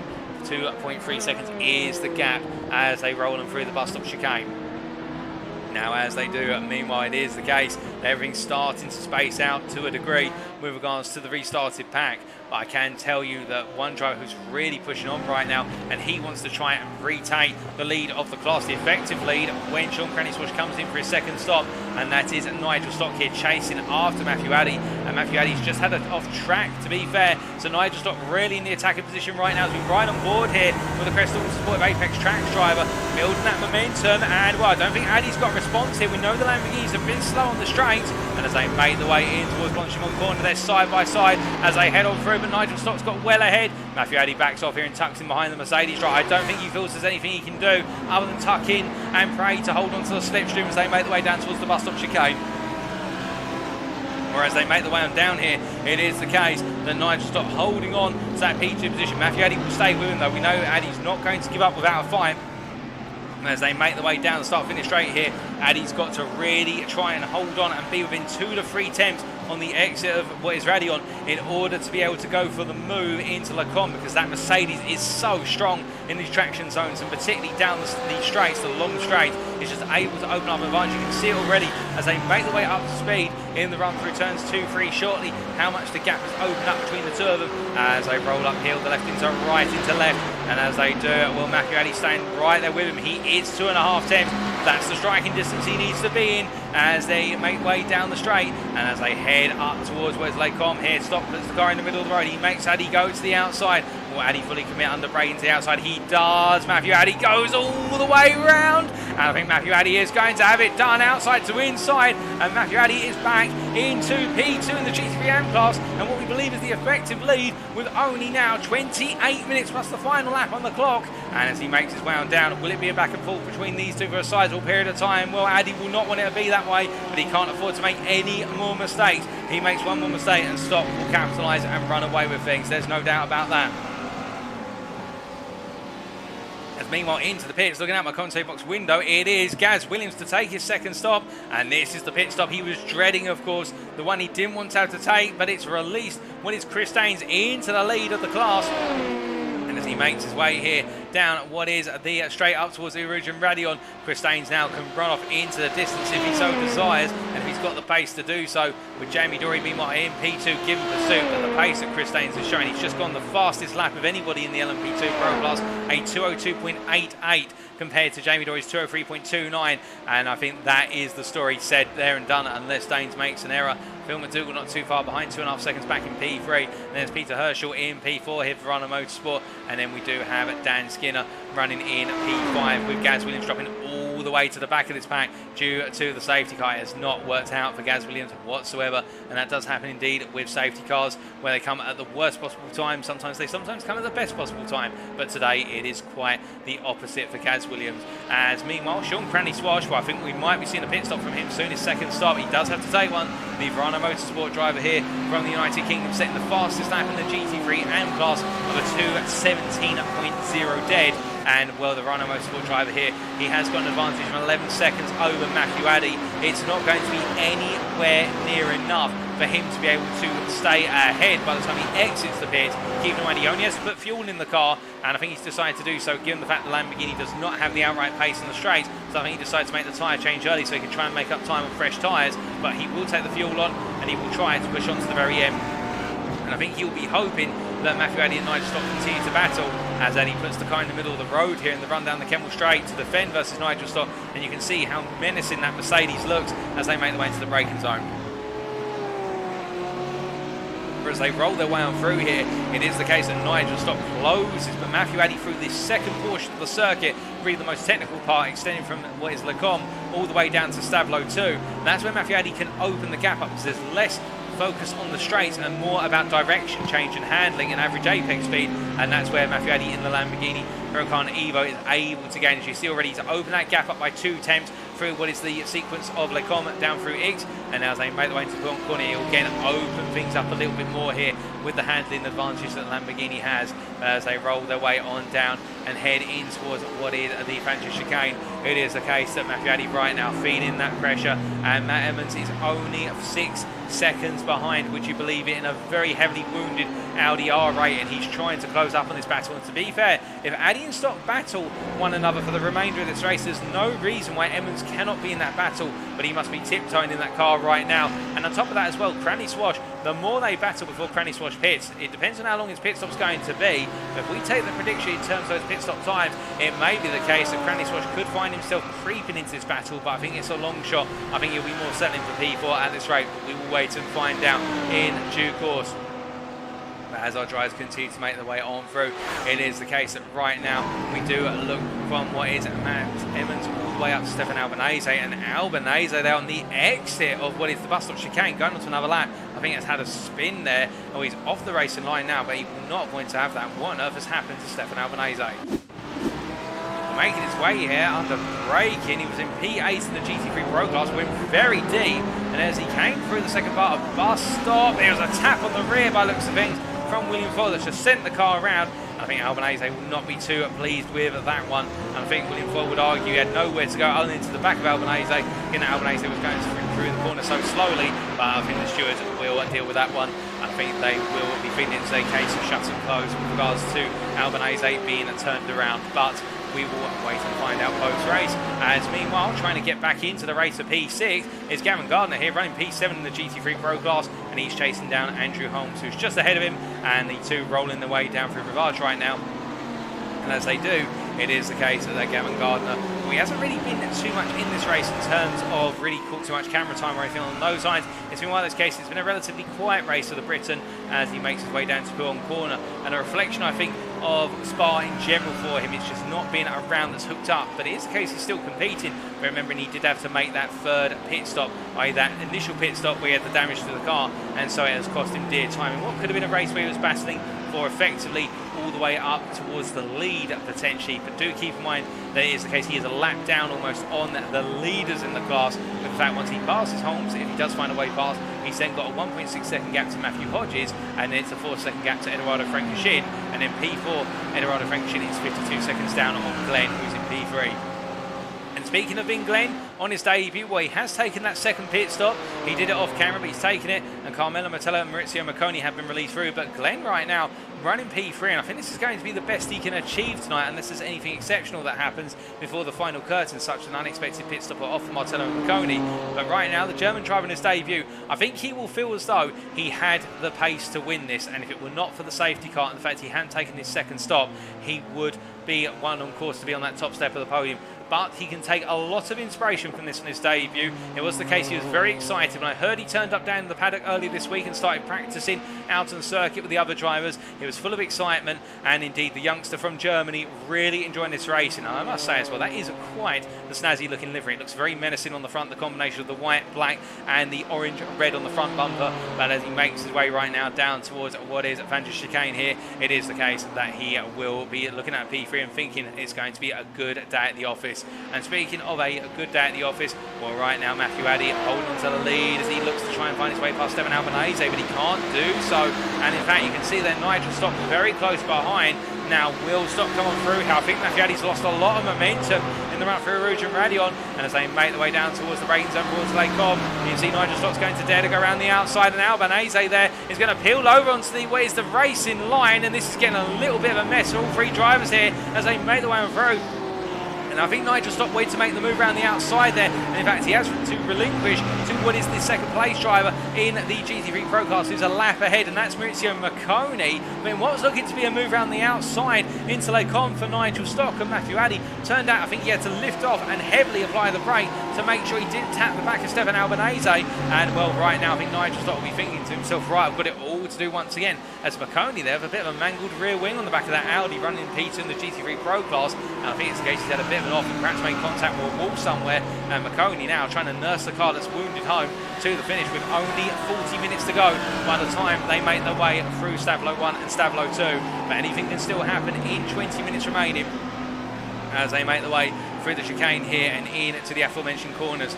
But as they come down right now, it's the case that one driver who's been absolutely flawless with regards to his performance so far. It is Carmelo Metella here who is flying on, and right now the GT3 Pro leader, the best part of 16.5 seconds clear of Maurizio Marconi, and I think he's looking to bring this one all the way to the finish if he dares. And as he makes his way through the bus stop chicane right now, it is looking ever better for the Italian. But as we look from our GT3s back up to our LMP2s, it is the case of Chris Daines here, now 5.5 seconds clear of Jamie Dury. That last lap from Chris Daines, a 2:02.44. The man is absolutely flying, but do keep in mind, I think that lap may have had a bit of track limits invalidation, given the fact it has not been highlighted as his best lap of the session. So therefore that would make you think that there was a track limits incursion, which means it's been disqualified from the fastest lap consideration. But right now the fastest man in class, he's at the back of that class, and that is Gaz Williams here, who on fresh tyres and putting the fuel in the car is all the way down. He is the best part of 1 minute and 12 seconds off of Dan Skinner, and how much one safety car, one incident has cost him so dearly in this race when he was looking to be batting for the lead and to really reel in Chris Daines come the end of tonight. But right now, assuming it finishes as it currently stands, Chris Daines will open up such lead in the championship. He can control the story for the rest of this season. With 4 rounds to go and a drop round considered into the final tally, it means there's really, in Chris Daines' mind, well, I think he may have a drop round already on the cards, but he'll be thinking the fact that it's arguably for him 4 rounds in which to exploit the points, whereas for Gaz Williams it's 3 rounds because he has to drop around at some point. But meanwhile, we do look from the leaders of what is the ex-leaders of the LMP2 Pro class to the leaders of the GT3 AM class. And you can see here, once again, Matthew Addy just seemingly not having the traffic towards him as aggressively as for Nigel Stock. He's able to keep enough of an advantage ahead of Nigel Stock. And we have to say, with regards to what is, with regards to what is there, Sean Cranny-Swash, he's had his pit stop. Well, he's come all the way out 50 seconds down on Matt Emmons here, rolling down what is the Kemmel Straight. And right now for him, I think it's all about trying to go for that fastest lap in class. There's not much else he can do other than go for fastest lap. And well, speaking of lap times, he currently holds the fastest lap, I do believe.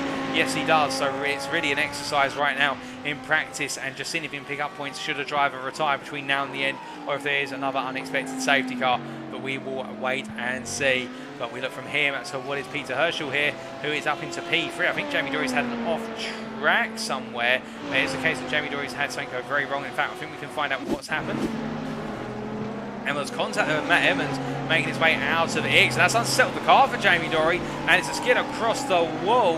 And well, tired eyes, tired arms and tired legs, and the contact, and Jamie Dory, well, he's had to park up there and eventually let other drivers on through. But Dory right now, his race has gone from good to bad to great to disastrous, and he drops all the way down to P4, and he's into the pits as well. There's going to need to be repair work on the car for Jamie Dory, and in coming on through this, I think will re-promote Dan Skinner to P4, and could it even release Gaz Williams up to P5? We will wait and see, but this will be an unexpected surprise. But welcome on for Phil McDougall and Peter Herschel, and the fact Phil McDougall with CXR Project Black was running so far down, and he's been brought right back into contention, and he'll be on the podium at this rate. And Peter Herschel as well, in his debut in this series, he'll be thinking to himself, well, that's the podium I didn't expect, given he was running down in P5, P6 earlier on, but right now it's P3 with a 10-second advantage over Dan Skinner, and Skinner is not closing. He's falling backwards on Peter Herschel as they make their way in towards Lake Colmar once again. But as they do here, not too long to go, and rolling on through. Now it's all about settling down and really getting to the end. If you don't think you can catch the driver in front, or if you are in pursuit, you've got to give it everything. And well, Nigel Stock, he now has a bit of clear track to what is Matthew Addy, but he doesn't have long before he has another GT3 driver trying to lap his way through, and that is, of course, Stefan Albanese. And we can see here Herschel on the inside, who tucks in behind into the pool. And I think it's the case there that Peter Herschel being very sensible about where he's decided, or how far he's decided to come through the GT3 traffic. And as he makes his way there out of the pool corner, is the case he can safely go up the inside of Nigel Stock, and that's not going to cost Stock any time, and Herschel won't be too heavily affected by that either, as they make their way through what is the Fantasy Chicane and now down towards what is their Stablo 1 and Stablo 2. But Nigel Stock right now, we ride on board. He's going to have to really push here to close that gap to Matthew Addy. He's got to stay close, because we know, and he will know, that Matthew Addy has had a few major moments, but he's still leading. And if he can get Matthew Addy to have one more, it'll be his race said and done with regards to being the leader. And can he put the pressure on Nigel Stock? Because we want to see them battle one another. We don't want to see Nigel Stock take the lead through Matthew Addy simply making a mistake. Oh, goodness me! And Nigel Stock takes way too much apex curve there, and the car rolls completely loose at what is Blanchimont corner. And much like what happened to him earlier, Nigel Stock has been in the wall, and in a race that was looking to be on the cards for the win, Nigel Stock now drops all the way to P3, and I think that car is not going anywhere soon. I think he's trying to get the car to the pit lane, but it stopped in the end, and I think that's Nigel Stock jumping to the pits. It is, and that will promote Sean Cranny-Swash to P3, and Nigel Stock going a lap down. And my goodness, ladies and gentlemen, we thought it would be Matthew Addy who was going to be the one pressured into a mistake, but Nigel Stock in the end pressured himself into a mistake, and we take a look back. As we try and take a look back at the actual moment where he lost it rather than when he hit the wall. And unfortunately, sorry ladies and gentlemen, we can't quite get that at the moment. We are trying to take a look further back, but we don't seem to be able to see the very moment where all went wrong for Nigel Stock. We do apologise for that, but it is the case that Nigel Stock having that major moment, and it has gone very, very wrong. As we say hello to Alistair Kirk in the YouTube chat, what has been a very difficult race for Alistair Kirk in the GT3 Pro class with the opening lap incident, and from there not really getting back into the race. We hope you were doing well, my friend. But meanwhile, Jamie Dory's still in the pit lane. In fact, he's come into the pit lane again, Jamie Dory, I think. This is the second time he's coming in. Perhaps for speeding, perhaps for a drive-through, but this is unexpected, and that is definitely going to promote Gaz Williams up into P5. It's the case, Gaz Williams coming on through right now. And that will be some compensation for the fact that Gaz Williams has lost out so dearly in next-gen race, and this race has completely unfolded for them in what is the LMP Pro class the wrong way as well. It's not the way they wanted it, but meanwhile, I can tell you the way the driver would have wanted it. Chris Daines here is absolutely enjoying this right now. I think there's going to be a massive grin on his face, given the fact he's only got the best part of 13.5 minutes to go. And, well, the Dane right now is continuing to push on. And as he makes his way across the timeline here, we do see Phil McDougall a bit further back, and well, he's not closing, and neither is Peter Herschel. In fact, Phil McDougall running a bit faster than Peter Herschel. They're running all safe. But as they make the way on through, it is the case. We can see out there, where's Darren Doherty saying, go on, Matthew Addy. And indeed, Matthew Addy right now, if he takes this win home, I can tell you it'll be the case. Whilst Matt Evans will still be your championship leader, and he will open the gap to Nigel Stock considerably, it will put Matthew Addy right back up there in contention. He won't move into P2. Nigel Stock will still hold P2, but the gap between Matthew Addy in P3 and Nigel Stock in P2 will shrink to somewhere in the region, if my estimation is correct, of about 25 to 20 points, and that is a margin which can very quickly be overturned in a single race night, depending on how it goes to drive. So right now, this is Addy's to lose, and he must know he's got to bring this home. If he seriously wants to be in contention come the final 4 rounds plus the drop score, this is where he's got to take the points right now.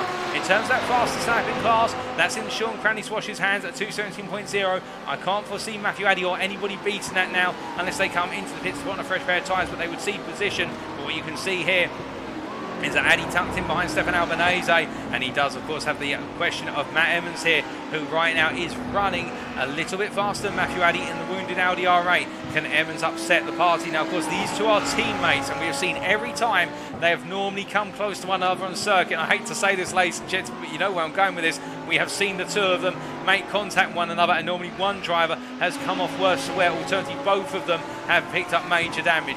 Matt Evans is closing gradually, and I think right now, given the state of Matt Evans' car and the fact that Matthew Addy has been through the walls, I wouldn't be surprised if the team principal's on the radio to the pair of them right now to say if they catch up to one another, they're to run in formation to the end. Because whilst Evans would love to win, there is no doubt about that, because that 50 points would really benefit him and increase his advantage over Nigel Stock in the day when Nigel Stock has dropped the ball right at the end of the race. I don't think they can afford to make contact again, because for the two of them to lose out would be too much to bear this late on in the race as they make the way on through. But as we can see, Matt Evans making his way through Stavlo 1. We do hear that Chris Daines has just set the fastest lap of the LMP2 Pro class. He's set an even faster lap. He's literally raised the bar. It was the case that Gaz Williams only moments ago set a 2:01.92, and Chris Daines has responded by saying, if you think that's fast, I can set a 2:01.89. And well, the Dane here is just absolutely on a storm, and I think it is the case that whilst he didn't have that practice they would have wanted to going into tonight, he had to practice when he turned up for the warm-up session. That's the only practice he's had. He is demonstrating the skill and the craft that you need to master the LMP2 machine, and well, it's the case that right now with not long to go, we can't sing all of his praises just yet, because anything can happen in the final 10 minutes plus the final lap. But this is looking to be a race that is completely in control, and that's the way he likes it as he makes his way on down. And as he rolls on through, speaking of another driver completely in control, we can see Carmelo Martello here, 18.5 seconds clear of Maurizio Macconi, and flying right now to the finish in the GT3 Pro Class lead. As we look to the YouTube chat then, we see Alistair Kurt saying that he's found out he's having a baby girl. He's found this out as of yesterday, which is really good news. Congratulations, Alistair. And whilst it is a shame about tonight's race, and I agree with you there, I'm very happy for you. I'm sure many viewers tuning in right now will be very happy to hear that news. Congratulations to you and your missus, and well, I hope everything proceeds swimmingly there. Particularly if it's your first child, because I don't have children myself. From what I gather, having children is a very special experience in your life, and indeed it is something which many of us do crave to enjoy in our life if we haven't got children already. But who knows, perhaps they'll be racing on iRacing one day in say 10, 15, 20 years time. But as we see Carmelo Martello making his way here through what is the Francis chicane and down into Stavlo 1, here's the case of Martello pushing on.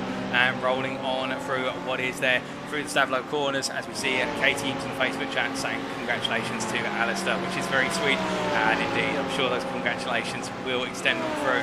But meanwhile, we can see a little bit further back behind, we do have Andrew Holmes here, and when I say back behind, it's the case, he's back in P6. You'd think he's chasing after what is Carmelo Martello for the win, but no, he's trying to stay with Martello, because he'd like to hunt after P5 driver here of Matthew Hodges, who right now is being reeled in by Carmelo Martello, albeit very gradually, a little bit of what is the rate at which paint dries, in terms of it's only about half a hundredth here, half a hundredth there, but it is the case gradually being reeled on in, and as they make the way to that timeline, it is the case that Hodges is going to be feeling that pressure in due order.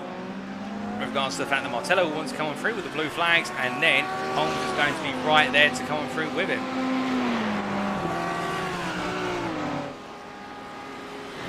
And as they make the way up through Eau Rouge and Raidillon here, it is the case a little bit further back in this pack. We can see that William Foyle chasing after Gavin Gardner for P7, the GT3 Pro class, as they make their way through, as Dan Skinner is into the pits from P4 in the LMP2 Pro class here. And well, that is not a welcome surprise for Skinner, because where is Gaz Williams? Here he is making his way into the bus stop chicane. Well, Gaz Williams, I think, will retake what is P4 here. Now we're just checking.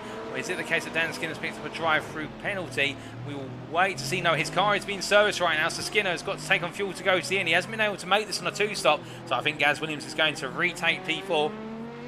As in fact, Dan Skinner leaves his pit box. This is going to be very close between the two of them as they make the way out. Well, Skinner there making his way up in the rear of the picture shortly. We will see. We don't see him. In fact, he's too far back. I think Dan Skinner's going to be safe here. Or is he? There's Gaz Williams. Williams is going to close quickly, but I don't think he's going to be close enough come the finish of this straight. And as they make the way down towards Lake Com, I think Williams has now got to try and get it done with Skinner with a little bit more fuel in the car, and he'll be looking to get those tyres up to temperature as soon as possible.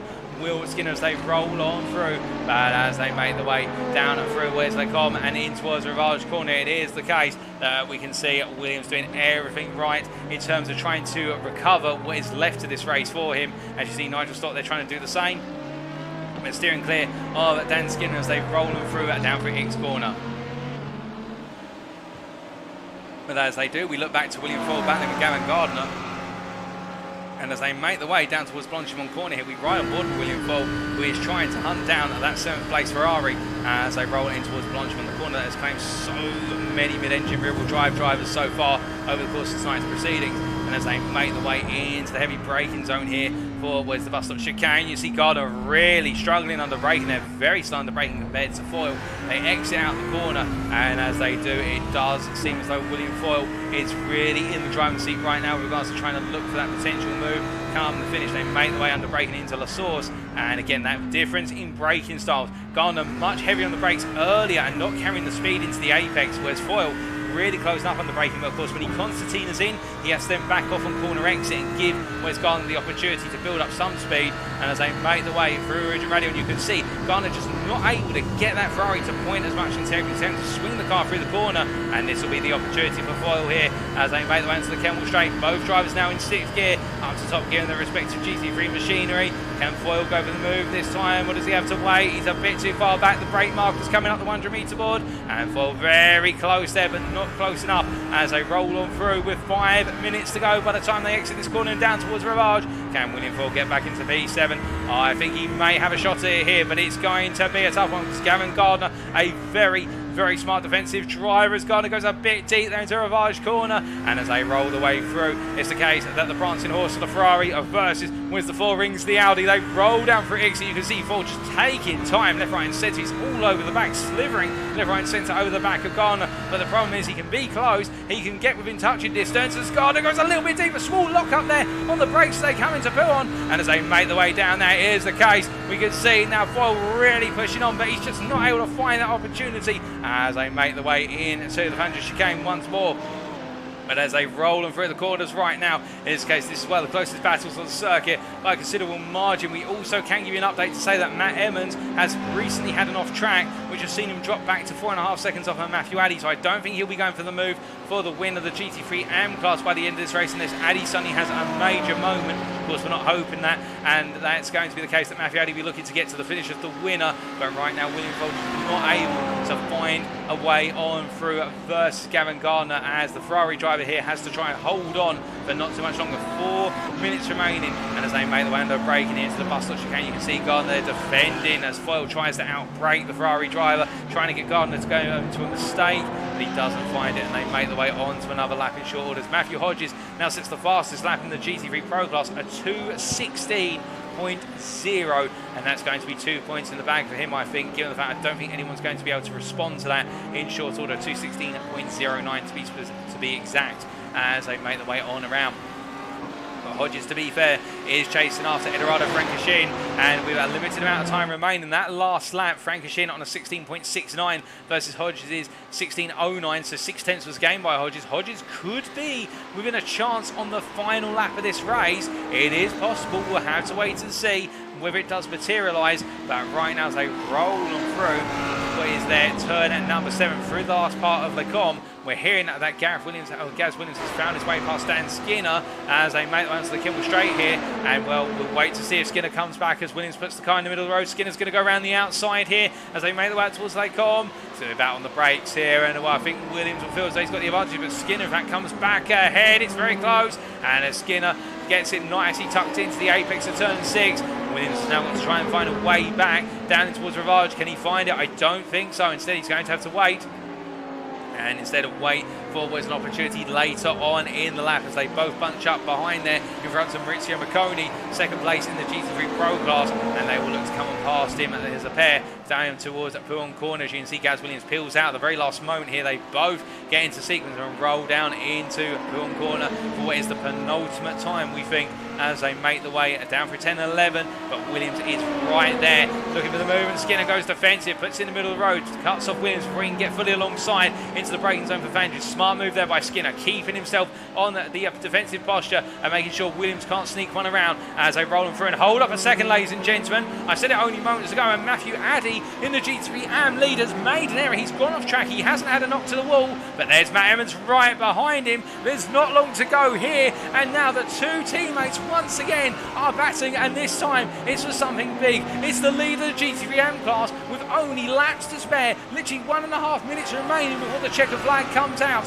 And right now it is Matthew Addy, who's had so many moments where it's gone wrong over the course of this season, where the cars come away from him. Surely it's not going to come away from him now at the most important juncture of his championship campaign as they make the way through Blanchimont corner. They both charge on through here, and Emmons is all over the back of Addy. Will he look for the move this time? I don't think so. We're going to have one more lap from these two as the leaders are closed up behind. The LMP2 Pro Class leaders are just in the rear of the pitch. That's Chris Daines coming through the camera shot briefly at the rear, which means these two drivers will have one more lap, assuming that Chris Daines will lap them on their final tour here. And as they make the way across the timeline onto that lap, well, Matthew Addy's just got to keep it together. I don't think Evans has got enough momentum on his own. I think he needs Addy to make an error to be able to find a way through. But meanwhile, a battle between Gaz Williams here and Dan Skinner for what is a P4 in the LMP2 Pro Class, and Williams ahead this time, as I can also tell you that William Foyle has found his way past Gavin Gardner. And how did that happen, I hear you ask? Well, here we go. This is how it was made. It was in the run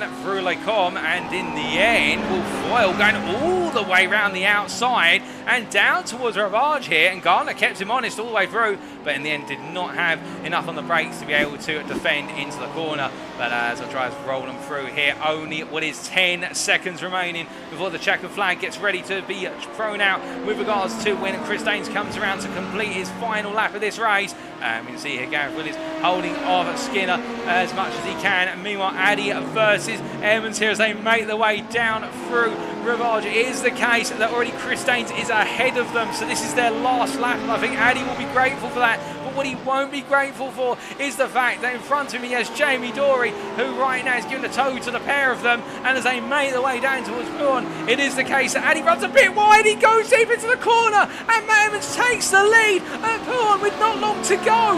My goodness, you couldn't write this, you couldn't make this up. And as Emmons rolls through here, Addy drops the ball at the most important time in this race, and I think Well, he's going to hold on. Will he have to come back? He's not got long to do so as they make their way into Stavlo. But as they roll on through here, will either driver make an error now with literally just the remaining 3 corners after Stavlo 2? We'll wait to see as they make their way on around here. But meanwhile, we do have to look up to Blanchimont because right now, here is your overall leader. And as he makes his way down towards the bus stop chicane, the checker flag awaits him. It has been a flawless performance, and say what you will about his lack of practice going into tonight, it's the case what practice he had has counted. As he comes to the line, it will be Chris Daines who takes the win for Rhino Motorsport in the LMP2 Pro class here at Spa-Francorchamps. Behind it is going to be, come the finish, Matt Emmons. Oh, Matt Emmons has run out of fuel on the finish line, and it's Matthew Addy who takes the win. Oh, it looks like there's a bit of a slowdown there for Matt Emmons, but Matthew Addy, in a surprise last-minute moment, has taken the win in the GT3 AM class. I'm not sure what's happened there. I think it might have been a slowdown for Emmons right at the last moment. Emmons P2, and then meanwhile, with all this going on, it is the case that further around the circuit, Phil McDougall has come home P2 in the LMP2 Pro class. Peter Herschel P3 in the LMP2 Pro class at his debut. He'll be very pleased with that.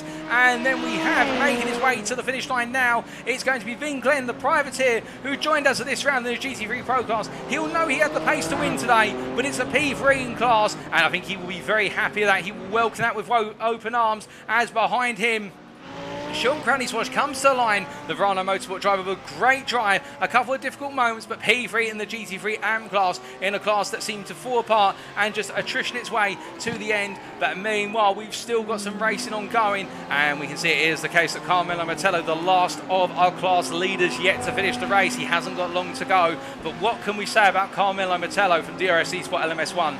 Well, I think it's been some time coming. He's wanted to demonstrate exactly what he can do in the Audi ARA LMS. It's been the case we have seen moments of brilliance, particularly in qualifying, particularly in the sprint races, but now as he makes his way up towards Blanchimont here, it's the case this race has been his one to own, albeit the intervention of the safety car, I think, helped keep what was Vin Glenn at bay, but still you can't deny that Martello has put in an absolutely brilliant drive, and as he comes out the final 2 corners, the Italian will be your winner in the GT3 Pro class. He crosses the line at long last, and behind him, a sizable margin behind by 19 seconds, it will be Maurizio Macconi and DRS Esports LMS. Both their LMS1 and LMS2 outfits have had a superb pair of results here today, as we see Macconi crosses the line P2 in class and completes his race. And as he does so, the only driver yet to finish is Matthew Hodges as he makes his way to the timeline. And for Matthew Hodges, well, it's one of those races which I think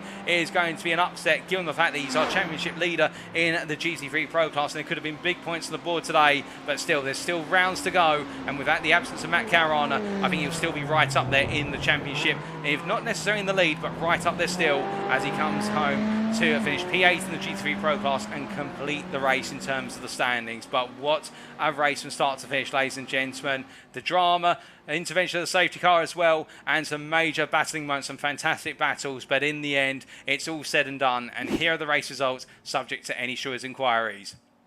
So after 2 hours of racing here at Spa-Francorchamps in round 8 of the Proto GT3 Championship, as hosted by NXTGEN Racing, this lobby, of course, sponsored by Apex Racing Academy, it being Lobby 1, it is the case that overall and in the LMP2 Pro class, Chris Daines took the win in the end by 13.1 seconds ahead of Phil McDougall in P2. Peter Herschel completing the podium in the LMP2 Pro class ahead of Gaz Williams, Dan Skinner and Jamie Dory.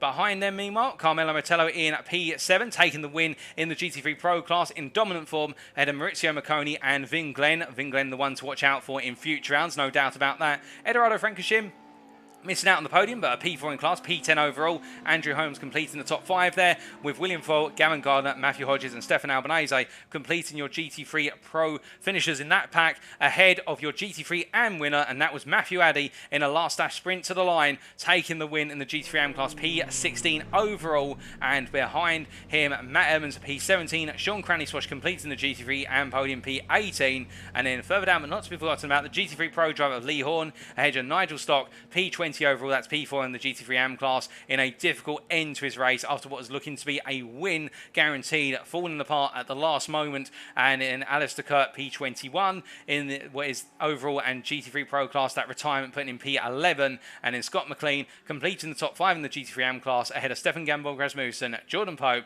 Stuart B. Taylor and George Bland, with the GT3 AM class seeing a very high rate of attrition. Well, with that, ladies and gentlemen, that is the race. But don't go anywhere. We're going to be back in approximately 4 to 5 minutes for our post-round interviews with our specially selected drivers, and you'll get to hear their thoughts after what's been a grueling race. Indeed, you won't want to miss it. Stay with us. We'll be back shortly.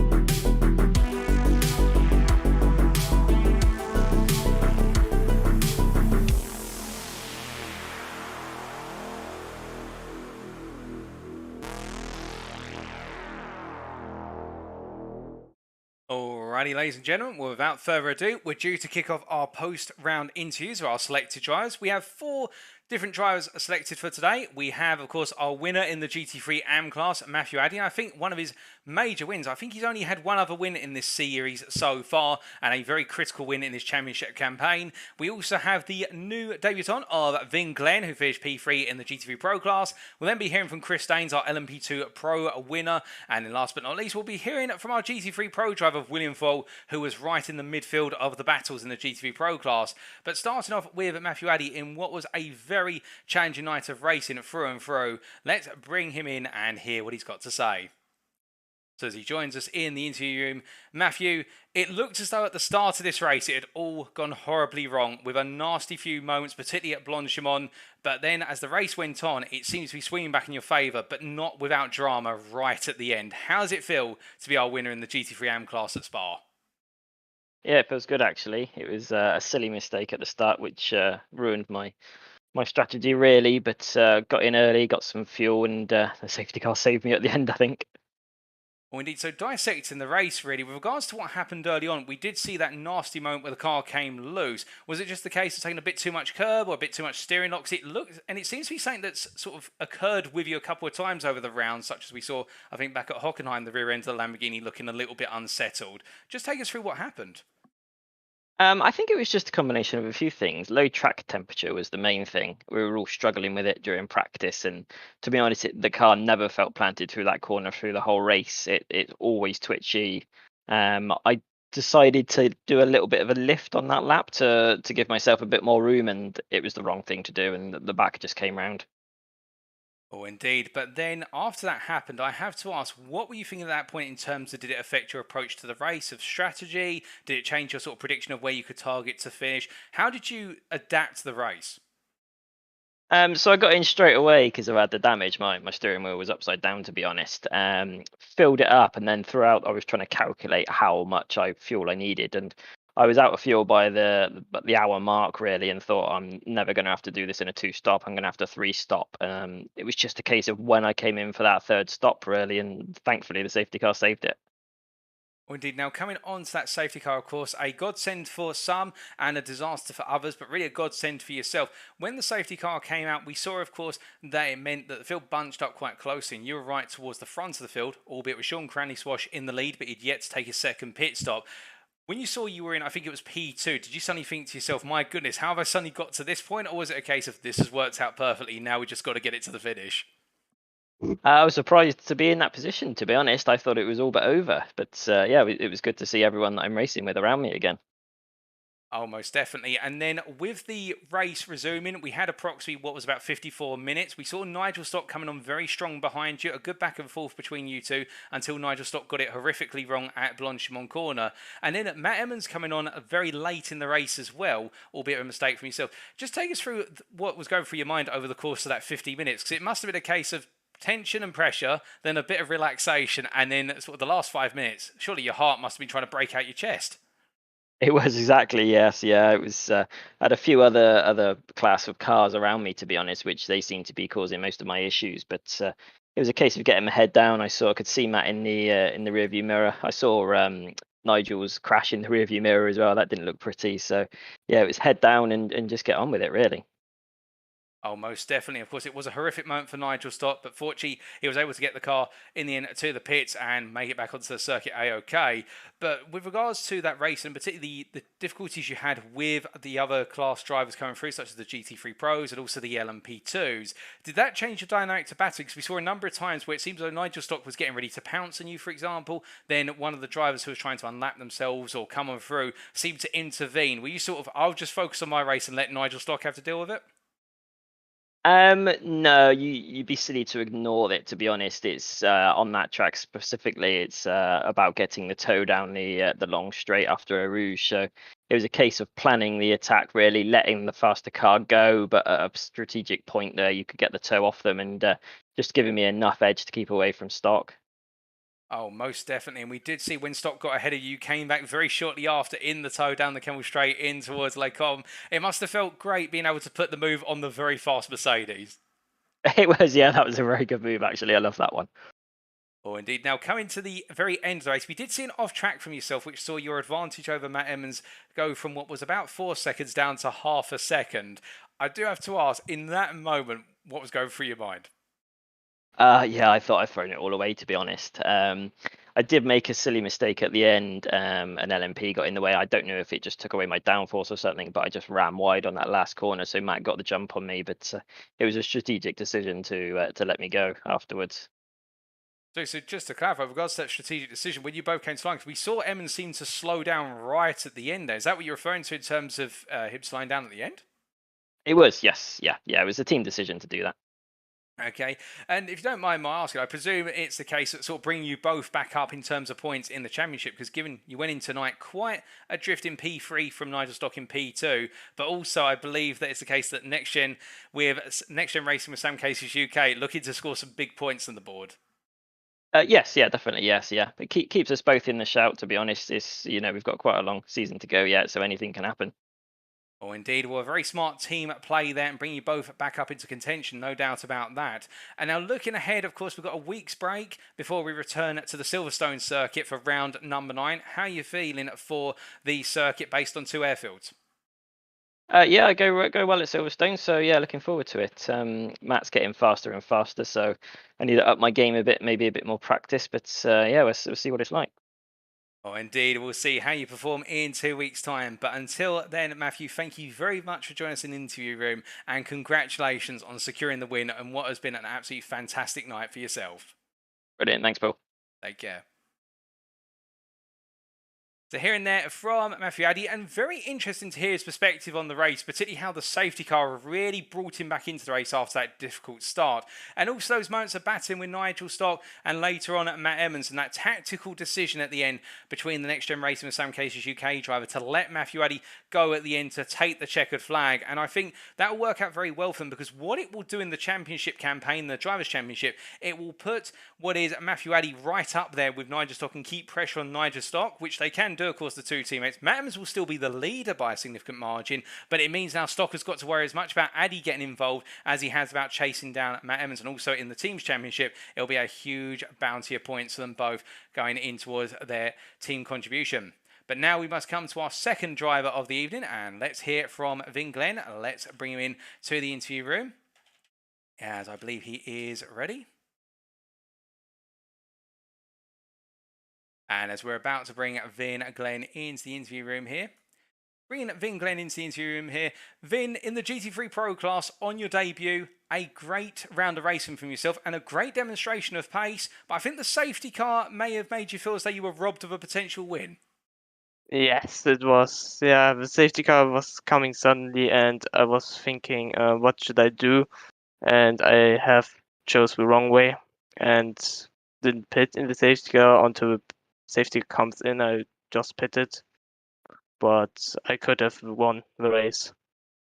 Oh, most definitely. And just taking us through your race, we saw at the start from yourself starting where you did a great pace from the outset, and it looked as though you were running a really smooth race and the BMW M4 was hooked up. Do you feel as though your opening 40 minutes of the race went as planned, or was there anything you feel as though could have gone better? No, I think it was. I gave everything. So, of course, the pit stop could have been better, but yeah, I have nothing to say about me really much. So it was a great race for me, but the safety car screwed everything up a bit. Oh, indeed. But there were some great moments as well with regards to battles. We saw you battling with a good number of the DRS eSport LMS drivers through the Audi R8 train, as we also referred to it. And it did look as though, whilst they were stronger through the corners, you always found a way to take the fights and down the Kemmel Straight. Yes. Yeah, especially against the Ferraris, it was very difficult on the straights because the Ferraris were just had so much top speed I couldn't overtake them on the straight. So yeah, the Ferrari was very good at this track, but I managed to overtake him. Oh, indeed. And looking towards the end of the race, of course, we had the safety car and you were looking in the end to finish in P3. But before you did finish P3, you still had to fight your way back up there, passing Spa-Francorchamps and also Andrew Holmes along the way. Made smooth work of them. It was the case, I think, in the end, car looked as though it was really composed. You'd looked as though you were really enjoying the BMW M4. Yes, I enjoy the car very much, and I think it's one of my favorite GT3s in iRacing. Oh, well, that's brilliant to hear. And well, obviously, you've only just joined us in the series, but assuming that you're staying with us for the rest of the season, we've got a week's break, and then we return for Silverstone in round number 9 in 2 weeks' time. How are you feeling for the British circuit? Oh, very good. I nearly won a race there with the GTE, but I will be comfortable to drive at Silverstone, hopefully. Well, we'll very much be looking forward to seeing you take to the Silverstone circuit in 2 weeks' time. But until then, Vin, thank you for joining us in the interview room, and congratulations on your 3rd place finish today. Thank you. Have a lovely evening. You too. So hearing that from Vin Glenn, who a bit of a difficult day, and I think you can hear some of that frustration with regards to how the race went today, with regards to really on course to win. And he said that himself right from the outset, and in the end, the safety car really torpedoing what was an opportunity. But to be fair, he made the wrong call in the safety car, and you have to make that call when the safety car does come out in these races with regards to either pitting or staying out there, and he made the wrong call. And in the end, what could have been a win was demoted to a run for P3. But it still is the case, a good performance, and he's definitely somebody to watch. Whilst he's not there, as I would understand, doing some quick mental mathematics with regards to being up there to win the championship, there's no doubt Vin Glenn is looking to be a top 3 driver in terms of pace. And well, if he can deliver that pace at Silverstone, I think we'll be seeing him pick up his first win in either the sprint or the feature. He is one to watch for certain. But now we come to our 3rd driver, and a driver we're very familiar with, and he has been a mainstay of this season, and that is Chris Daines, our LMP PRO class driver, as we bring him into the interview room. And well, what a night it has been for Chris Daines, and it'll be interesting to hear his perspective on a race he had very little practice for. So as we bring Chris into the interview room here, Chris, we heard from yourself prior to going into tonight's race that you only had the warm-up session to do your practice, but I'm not going to lie, you made it look as though you've been practicing for weeks out there. It looks so smooth, the fastest lap, and in the end, knowing exactly when to overtake and when to fuel save. It's got to have been the perfect night, surely.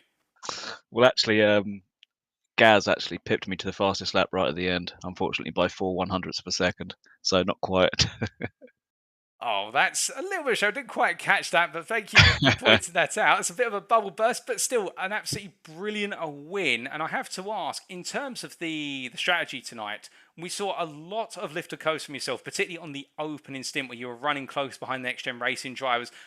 You said to me prior to the show that it was always going to be about fuel. Was that the plan, to literally just save as much fuel as you dared possible?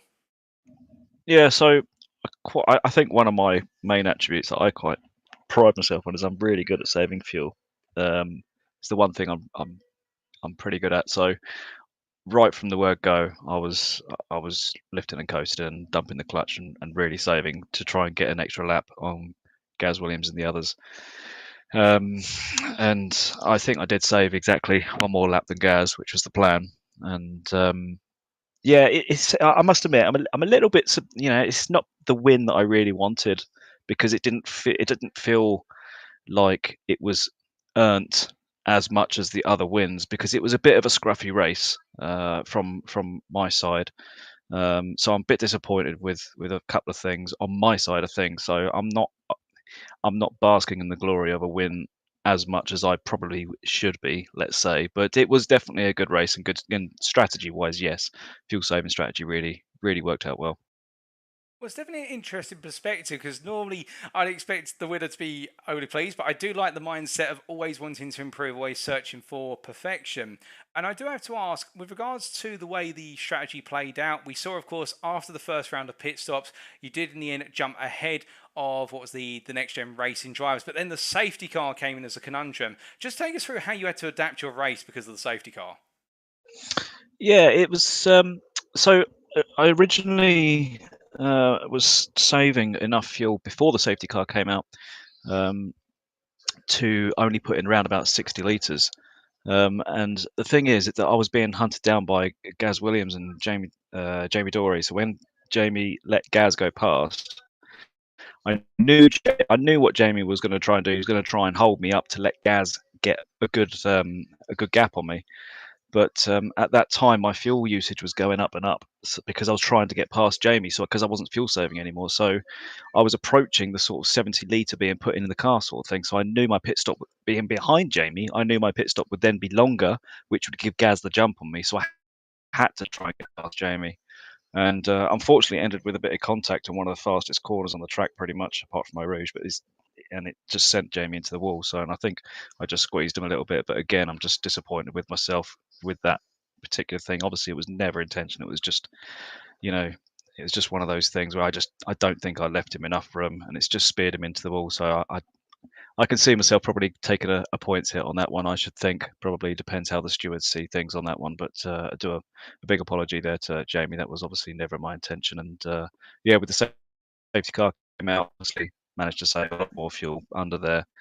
And pit for new tyres because I needed them tyres in the pit stop, whereas Gaz Williams unfortunately didn't, because I think his pit lane was still closed for him. It was open for me, so that was a bit of a mess up on the iRacing side of things. So again, another reason as to why I was really looking forward to a fight at the end, but I think Gaz Williams, his pit lane was closed and mine was open for some reason. So yeah.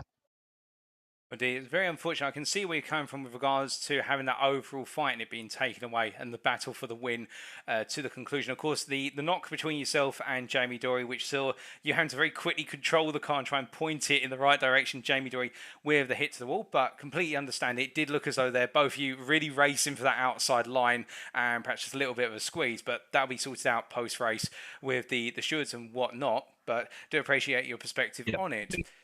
But looking ahead now really to what is round number 9, of course, subject to how many points you do take from this race and the steward's decision and whatnot, you're still going to be well in control of the LMP PRO Championship for the final 4 rounds, and with a drop round in effect, of course. Does that change your perspective on how the remainder of this championship plays out? Because really now you're in control of your own destiny, I'd like to say.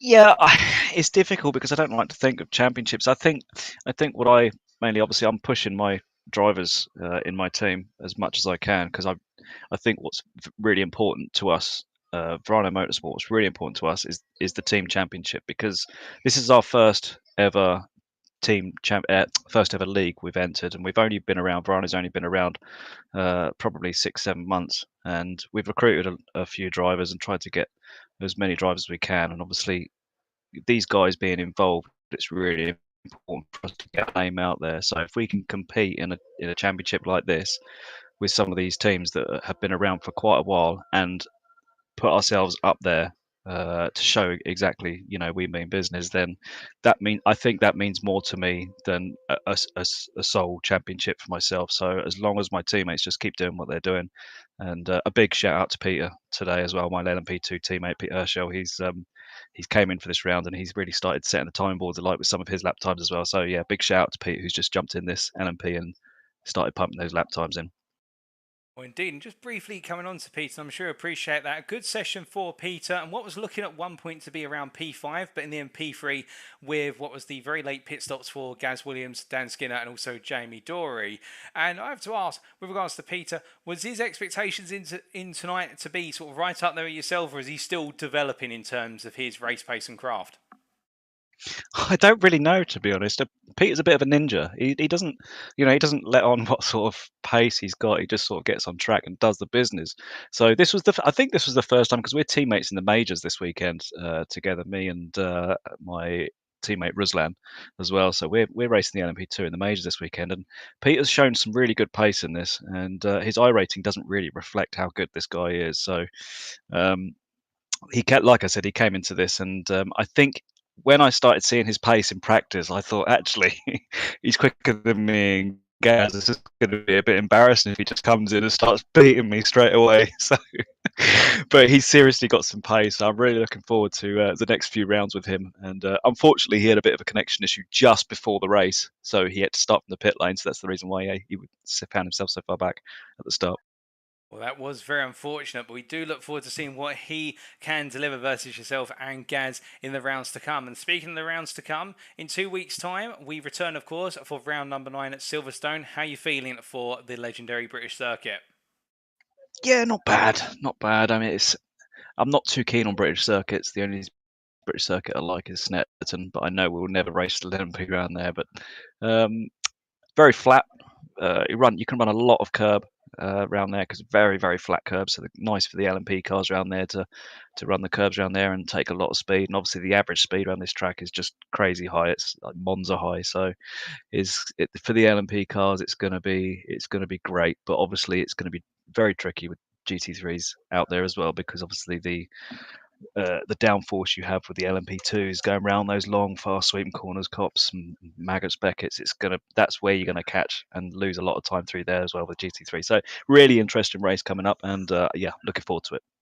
Well, indeed, and we'll look forward to seeing you take to the circuit in 2 weeks' time. But until then, Chris, thank you for joining us in the interview room as always, and congratulations on today's result. A brilliant drive. Thanks very much, Paul. See you later. Take care. So hearing there from Chris Daines, and very interesting perspective there, and I can see where he's coming, of course. He's got a cloud hanging over him with regards to the contact between himself and Jamie Dory, which brought out the safety car when the two of them came together at Blanchimont.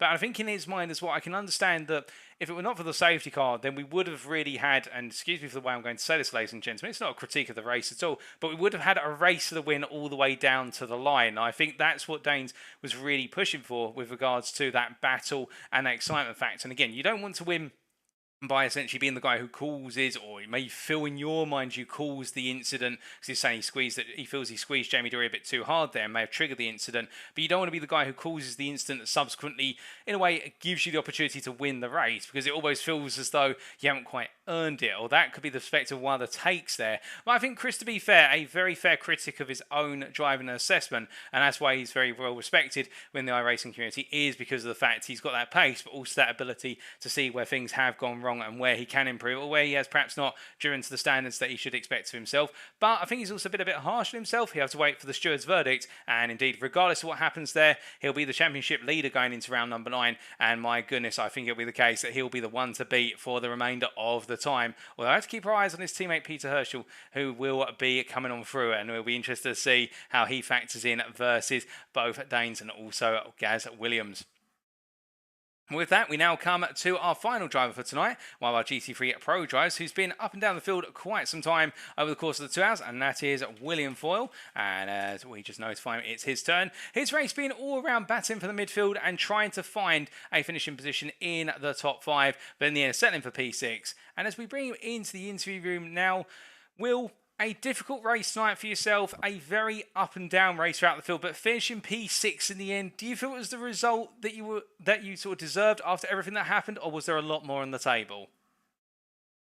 That's a difficult one to ask, because I think probably if I hadn't have had the incident at the beginning of the race, probably P4 may have been possible. Fine for that. I'm not sure the podium would have been up there, but yeah, I'm quite happy with the recovery of P6. It was that's definitely better than what I was expecting.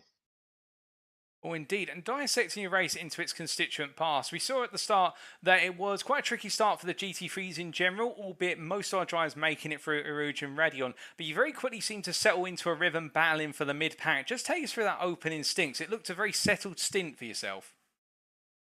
Yeah, I realised basically after the incident I had to pit straight away because it gave me the meatball flag. So I was thinking, oh, this is just going to be a race of consistent lap times now, just to see what I get out of it, see what happens to other people.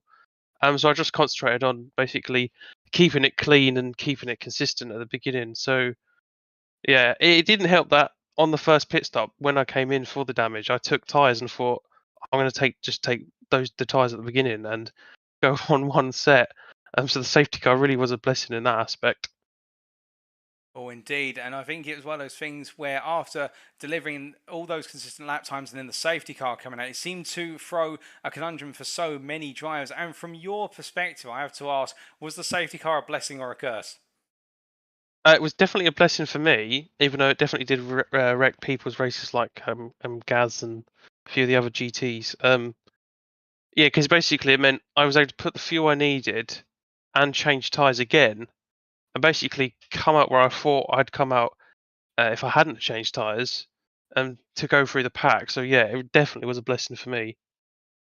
Oh, most definitely. And by the time the safety car had concluded, you were running, if I remember correctly, around the region of what was P8, P7, with some great battles between yourself and the newcomer Andrew Holmes, and then subsequently battling with Gavin Gardner and also Matthew Hodges. Just take us through those battles, particularly in the last hour, because it seems that you really relish in the fight. Yeah, it's really good fun fighting around Spa. It's probably one of the best battling tracks around. So yeah, battling with Andrew. I knew he got pace around here because I've raced with him in the 24-hour of Spa. So to be able to race with him was pretty good. And as soon as I got past him, I was able to make a gap because I managed to get out of basically the draft range and pull a gap. With Matthew, I think he had an incident, so it pulled him back into range with me, and I thought, oh, this is going to be tasty. Being able to have a battle with him. But I think when the safety car came out, it basically gave him a short pit stop than me, and he would jumped ahead. But yeah, I think my pace was relatively good compared to the front guys. It seemed pretty much similar within a few temps. Oh, indeed, and I would agree with you on the pace there. Your fastest lap of the race being a 2:16.3, which was right up there with the fastest lap set by our top three. The only driver really in the field of their own was Carmelo Mettello's 2:15.98 and Matthew Hodges' 2:16.09, but that was done right towards the end of the race. I think it was a bit of a ditch to try and get the fastest lap 2 points. I do have to ask, though, in running that pace, of course, and being in that midfield and looking to try and hunt those podiums, where does it sort of put your perspective with the remainder of this championship? Because we've only got 4 rounds to go, but it really seems as though there's a lot of untapped pace within yourself and the Audi R8, and it's just not had that chance to shine as much as it would perhaps say back in Season 2 of the GT3 Championship. Yeah, I think going back to the start of the season, picking the McLaren was a mistake. I picked it because before the update, it felt like a really good car, but it became so unstable at the rear. I basically said, I'm going to switch to the Audi mid-season, and straight away at Spa, it's so much more stable than the McLaren. I got so much more confidence in it. So yeah, hopefully in the next couple of rounds, I'll be able to bring the pace up and be fighting in the top 5 more consistently than I was in the McLaren, as it was a bit of a dog to handle around the opening 6 rounds. Oh, indeed. And speaking of what lies ahead, of course, round number 9, when we return in 2 weeks' time, is Silverstone. We head to the British Isles for 1 round. How are you feeling for the legendary British circuit? Yeah, it's a track I love to visit. I've raced it a few times in other series, and it's definitely going to be fast, and I like high-speed corners. So I'm really looking forward to it. I've not actually raced GTs properly around there, except for Project Cars 2, so I'll relish the challenge to fight for a top 5 for sure. Oh, indeed, and we will look forward to you contesting that challenge, no doubt, in 2 weeks' time. But until then, Will, whilst it may not have been the result you were looking for exactly today, still a great drive to P6. Thank you for joining us in the interview room, and we look forward to seeing you in 2 weeks' time. Yeah, it was. Thank you, Paul. All the best. Bye. So hearing there from William Folt in a day where he was targeting P4, but due to the early instant, plus also then the way the safety car played out and whatnot, in the end finished P6 in a great set of battles with what was Andrew Holmes, also Gavin Gardner and Matthew Hodges. I think William Folt is one to watch out for. Again, a pro driver who has got a lot of pace and it just needs to be unleashed. And much like the newcomer Vin Glenn, who showed the pace to be a winner, William Folt has throughout this season really been one of those drivers who's had a lot of pace, but he's never really had the opportunity to extract it and demonstrate it as much as we'd like to see, and will hopefully at Silverstone that will change and we'll get to see him absolutely fly for what is the Audi R8 and indeed his home nation, and he'll be racing at one of his home circuits, which is of course in the United Kingdom, and he's a British driver. But with that, ladies and gentlemen, it is time for us to wrap up. Thank you very much for watching, and if you do want to know more about the Next Gen Racing community, what we stand for, what we do and the series we run, why not check us out, our official website, that's nextgenracing.co.uk. Alternatively, our Facebook group, that's facebook.com/groups/NextGen Racing. Also, a huge thank you to our partners without whom we'd not be able to run this lobby, and that is, of course, the Apex Racing Academy. Check them out at apexracingac.com. And in fact, I think we have just got a very quick word from Apex Racing AC.